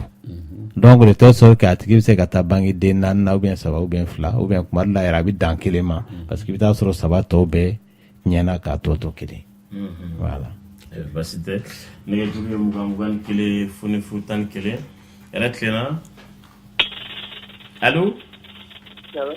oui n balimakɛ kuma b'i bolo tɔɔrɔ si tɛ. ça va. n bɛ fɛ ka dɔgɔtɔrɔ ɲininka lichage rénal a bɛ manifester cogo jumɛn mais a bɛ furakɛ cogo jumɛn fana mais n'a furakɛla fana a bɛ bɔ cogo jumɛn. bon a furakɛli taabolo ka ca a tamasiyɛnw fana ka ca ale filɛ ka mun fɔ ko ni aw b'a fɔ o ma ko bɛlɛnin n'o bɛ kɔkuru yɔrɔ la ko a tamasiyɛn ye mun ye kɔkuru ka baara de ye ko ka sugunɛ de dilan ka nɔgɔ labɔ hadamaden farikolo la donc o baara kɛtɔ la ale filɛ ka mun fɔ n'o bɛ maa mun na n'o ye lichage ye a bɛ dimi gɛlɛn de bila a tigi la kɔkuru bɛ yɔrɔ min na ka n'a bila sugunɛ sira la parce que a bɛ dépend fɛn in bɛ yɔrɔ min na donc alors que ni bɔra kɔkuru kelen o kelen na raccord kelen de bɛ kɔkuru ni sugunɛ bara ni ɲɔgɔn cɛ donc ni kɔkuru fila raccord fila nana ɲɔgɔn sɔrɔ sugunɛ bara yɔrɔ la olu de bɛ kɛ sababu ye ka sugunɛ kɛ sugunɛ bara kɔnɔ o la sugunɛ bɛ bɔ sugunɛ bara fana fɛ ni raccord kelen donc o b'a jira k'a fɔ o kuru masina ye n'o ye bɛlɛnin ye a bɛ se k'a yɛrɛ sɔrɔ ni raccord ni tɛmɛsira ninnu bɛɛ la donc n'a bloquera yɔrɔ min na a bɛ dimi gɛlɛn bila a tigilama la soit a kɛtɔ la ka sugunɛ kɛ ou bien a dalen a yɛrɛ ma a ɲɛ b'a la k'a fɔ ko in bɛ k'a dimi ka na ɲɛfɛla la ka taa sugunɛ bara ta fanfɛla la donc o b'a jira k'a fɔ ko sugunɛ bɛ tɛmɛ sira min fɛ o de bɛ ka digi a tigilama la walama a dɔw ta i bɛ taa sɔrɔ a tigi ye sugunɛ kɛ sugunɛ bantumanin de a bɛ digi a la parce que i bɛ taa sɔrɔ c'est comme sisan nɔ raccord mun ni sugunɛ bɛ tɛmɛ a fɛ dugumala la sugunɛ bara i bɛ taa sɔrɔ a bɛ se ka kɛ bɛlɛnin bi ka flotter sugunɛ la wagati min na sugunɛ laban bɛ bɔ c'est comme gabakuru ni mun bi a tɔgɔ de fɛn kɔnɔ donc a nana se ji banna k'a tɔ to dingɛnin ye k'a tɔ to bɛlɛnin i y'a dɔn bɛlɛnin tɛna fɔ k'a bɛ don dingɛ in kɔnɔ a dontɔla o yɔrɔnin na a bɛ kɛ sababu ye ka dimi mankanni bila a tigi la ma wala dimi gɛlɛn k'a bila a tigi la ma donc traitement fanfɛla dɔgɔtɔrɔ bɛ se k'a f'i ye o bɛ dépend hakɛ joli de bɛ yen a bonya bɛ hakɛ joli la o la dɔgɔtɔrɔ bɛ se k'a f'i ye fura foyi t'i d'i ma i ka to ka ji min dɔrɔn a bɛ se ka bɔ sugunɛ fɛ walama non fura dɔ bɛ se ka sɛbɛn a tigi kun mun dɔgɔtɔrɔ b'a f'i ye bɔn nin bɛ se k'a ci k'a labɔli nɔgɔya mais o t'a bali i ka ji min dɔw yɛrɛ bɛ yen nɔ fo a tigilama ka opérer parce que kuma dɔ la hali ni misɛnmaninw don caman bɛ se ka fara ɲɔgɔn kan ka kɛ kumaba kelen k'a bali ka bɔ voilà. Monsieur Lenko, pourquoi le noir est associé au malheur? Vendredi noir, journée noire, page noire, liste noire. Fiman yɛrɛ filɛ nin ye Labini, adamaden yɛrɛ bɛɛ dala ni fiman de fɔlɔ. mais an yɛrɛ de bɛ ka a bɛɛ kɛ fɛn la gosilen n tɛ taa min yɔrɔ si ko mɔgɔninjɛ i b'a mɛn ko mɔgɔninfin de i b'o de mɛn i bɛ fɛn min daminɛ finman de la fɔlɔ kunsigi bɛ filɛ a bɛ fin n ko laban a bɛ tila ka jɛ donc finman tɛ kojugu ye koyi mais an yɛrɛ de bɛ ka kɛ k'a ye ka fɛnw ka bɛn bɛn k'a fɔ ko bon ni fɛn finman ye dɔrɔn bon nin fɛn sina ye man ɲi k'a sɔrɔ finman yɛrɛ de ka ɲi. est-ce que o y'anw ka culture ye a Lamine mɔgɔ mun k'a ma ko finman o ye den de ye an ka culture la o de don. Finman don ye tubabukɛw ka yɔrɔ ye parce que ale bɛ ka noir mun fɔ c'est noir la vendredi n ko ye tubabukan de ye olu ka culture la o bɛ fɛn dɔ de ta k'a da o la mais an kɔni tɛna fɔ ko noir o ye juguman ye anw fanfɛla la. hali Michel ko ka exemple min dira sisan a fɔ ko farafin min b'a fɔ don min y'a fɔ ko farafin don min na o y'a sɔrɔ a ma farajɛ ye fɔlɔ dɛ farafin dɔrɔn de tun b'a ɲɛ kɔrɔ mais farabajɛ tun ye banabaatɔ ye o don anw ɲɛ kɔrɔ n'i ye farajɛ ye dɔrɔn parce que i ma deli ka fɛn mun ye e yɛrɛ kɔni tɛ normal ye. o de y'a to farafin fɔlɔ minnu taara tubabu jamana kan o ma to k'u bolo da u la de k'a lajɛ ni ka sɔrɔ u ma peinture. voilà donc farajɛw fana nalen farafin fana y'a lajɛ est ce que nin tɛ fege de ye. est ce que nin fana tɛ ye. est ce que nin tɛ nin ye hadamaden normal ye. dɔgɔtɔrɔ ko k'i ɲininka ko Mali la yan ni mɔgɔ sara ko autopsie bɛ kɛ wa en cas de décès ko n'a ma kɛ ko mun na. mais n'a ma autopsie n ko procédure judiciaire de don a tɛ kɛ ten o a bɛ n'a fɔ ADN ko ninnu mɔgɔw wele ten nɔ dɔrɔn i bɛ taa sɔrɔ dɔ ye i bɛ hakɛ to dɔ ye ale yɛrɛ fɛ ani karisa bɛ ɲɔgɔn fɛ o b'a fɔ cogoya min na den min b'a bolo ne hakili la ne ta don i jɔ n ka taa test ADN kɛ o fɛn don wa n ko procédure judiciaire de don sariya dɔ de kɔnɔna la o de sariya b'a yamaruya k'a fɔ nin kan ka kɛ i ti wuli dɔrɔn k'a kɛ ten c'est comme mɔgɔ mun su donna pour que ka taa tigi su labɔ ka baara kɛ n'a ye n ko yamaruya de bɛ d'i ma donc procédure mun don ko dennin tɛ mɔgɔw bɛ k'a kɛ kodenniw de ye o dɔrɔn tɛ hali réquisition filɛ Lamine ni filɛ ni galima cira ɲɔgɔn na dɔrɔn mɔgɔw bɛ girin ka taa police la bɛ ɲɛna réquisition i bɛ taa sɔrɔ a dalen dɔ ye Lamine a ba kelen a b'an bolo i bɛ taa sɔrɔ mun bɛna a ta nɔfɛ a tɛ tɛmɛ den 2 kan a ko bɛɛ bɛ bila parce que a b'u ɲɛna dɔrɔn ni ko nin kɛra dɔrɔn a tigi bɛ minɛ ka bila kaso la voilà. ale dusu bɔra yɔrɔnin min na a ko bɛɛ ka kɛ o nɔgɔnin. o fɛn don wa. donc o ko dennin tɛ vraiment n'a fɔra fɛn fɛn ye procédure judiciaire ye mɔgɔw k'u janto a la a b'u ɲɛna k'a bɛ dan yɔrɔ min na a bɛ tɛmɛ o kan dɛ voilà e yɛrɛ mun fɛ tuma dɔ la ko e jo don halaba e de bɛ minɛ ka bila kaso la voilà. k'an bɛ capitaine Abdoulaye Jara fo ale bɛ Segu camp militaire la ani Segu sɔrɔsiw bɛɛ lajɛlen Michel ko pomme de terre tɔgɔ bamanankan na. an b'a wele ko Faburama. Faburama. Lamine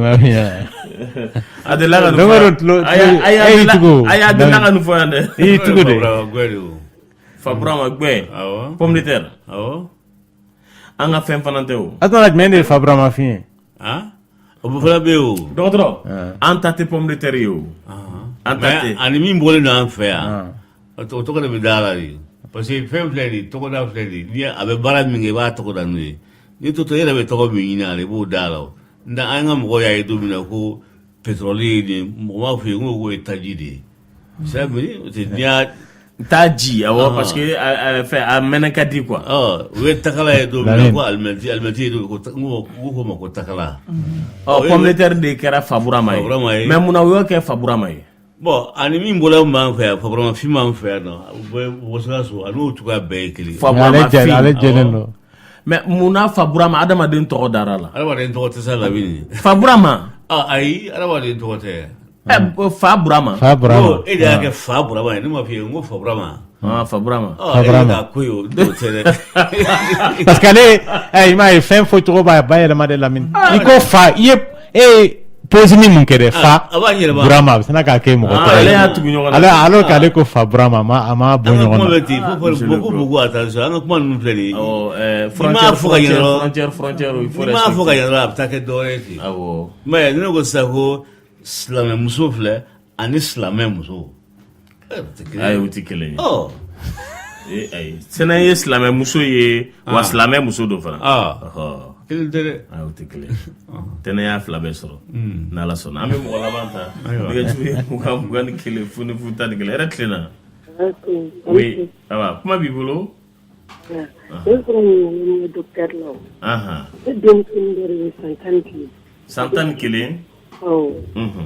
Ji min kojugu. A bɛ ji min.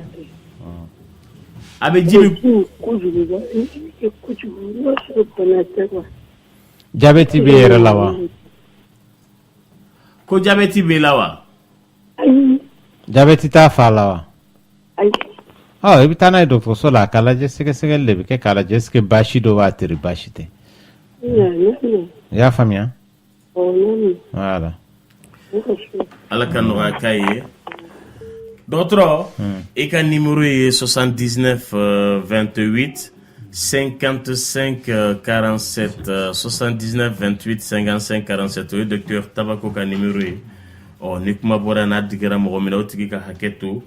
ka ɲɔgɔn bilasira o de don tonton Lamini n'a ka jama. Docteur an b'i fo kosɛbɛ. Tɛnɛ an ka foli b'i ye monsieur ko an b'i fo.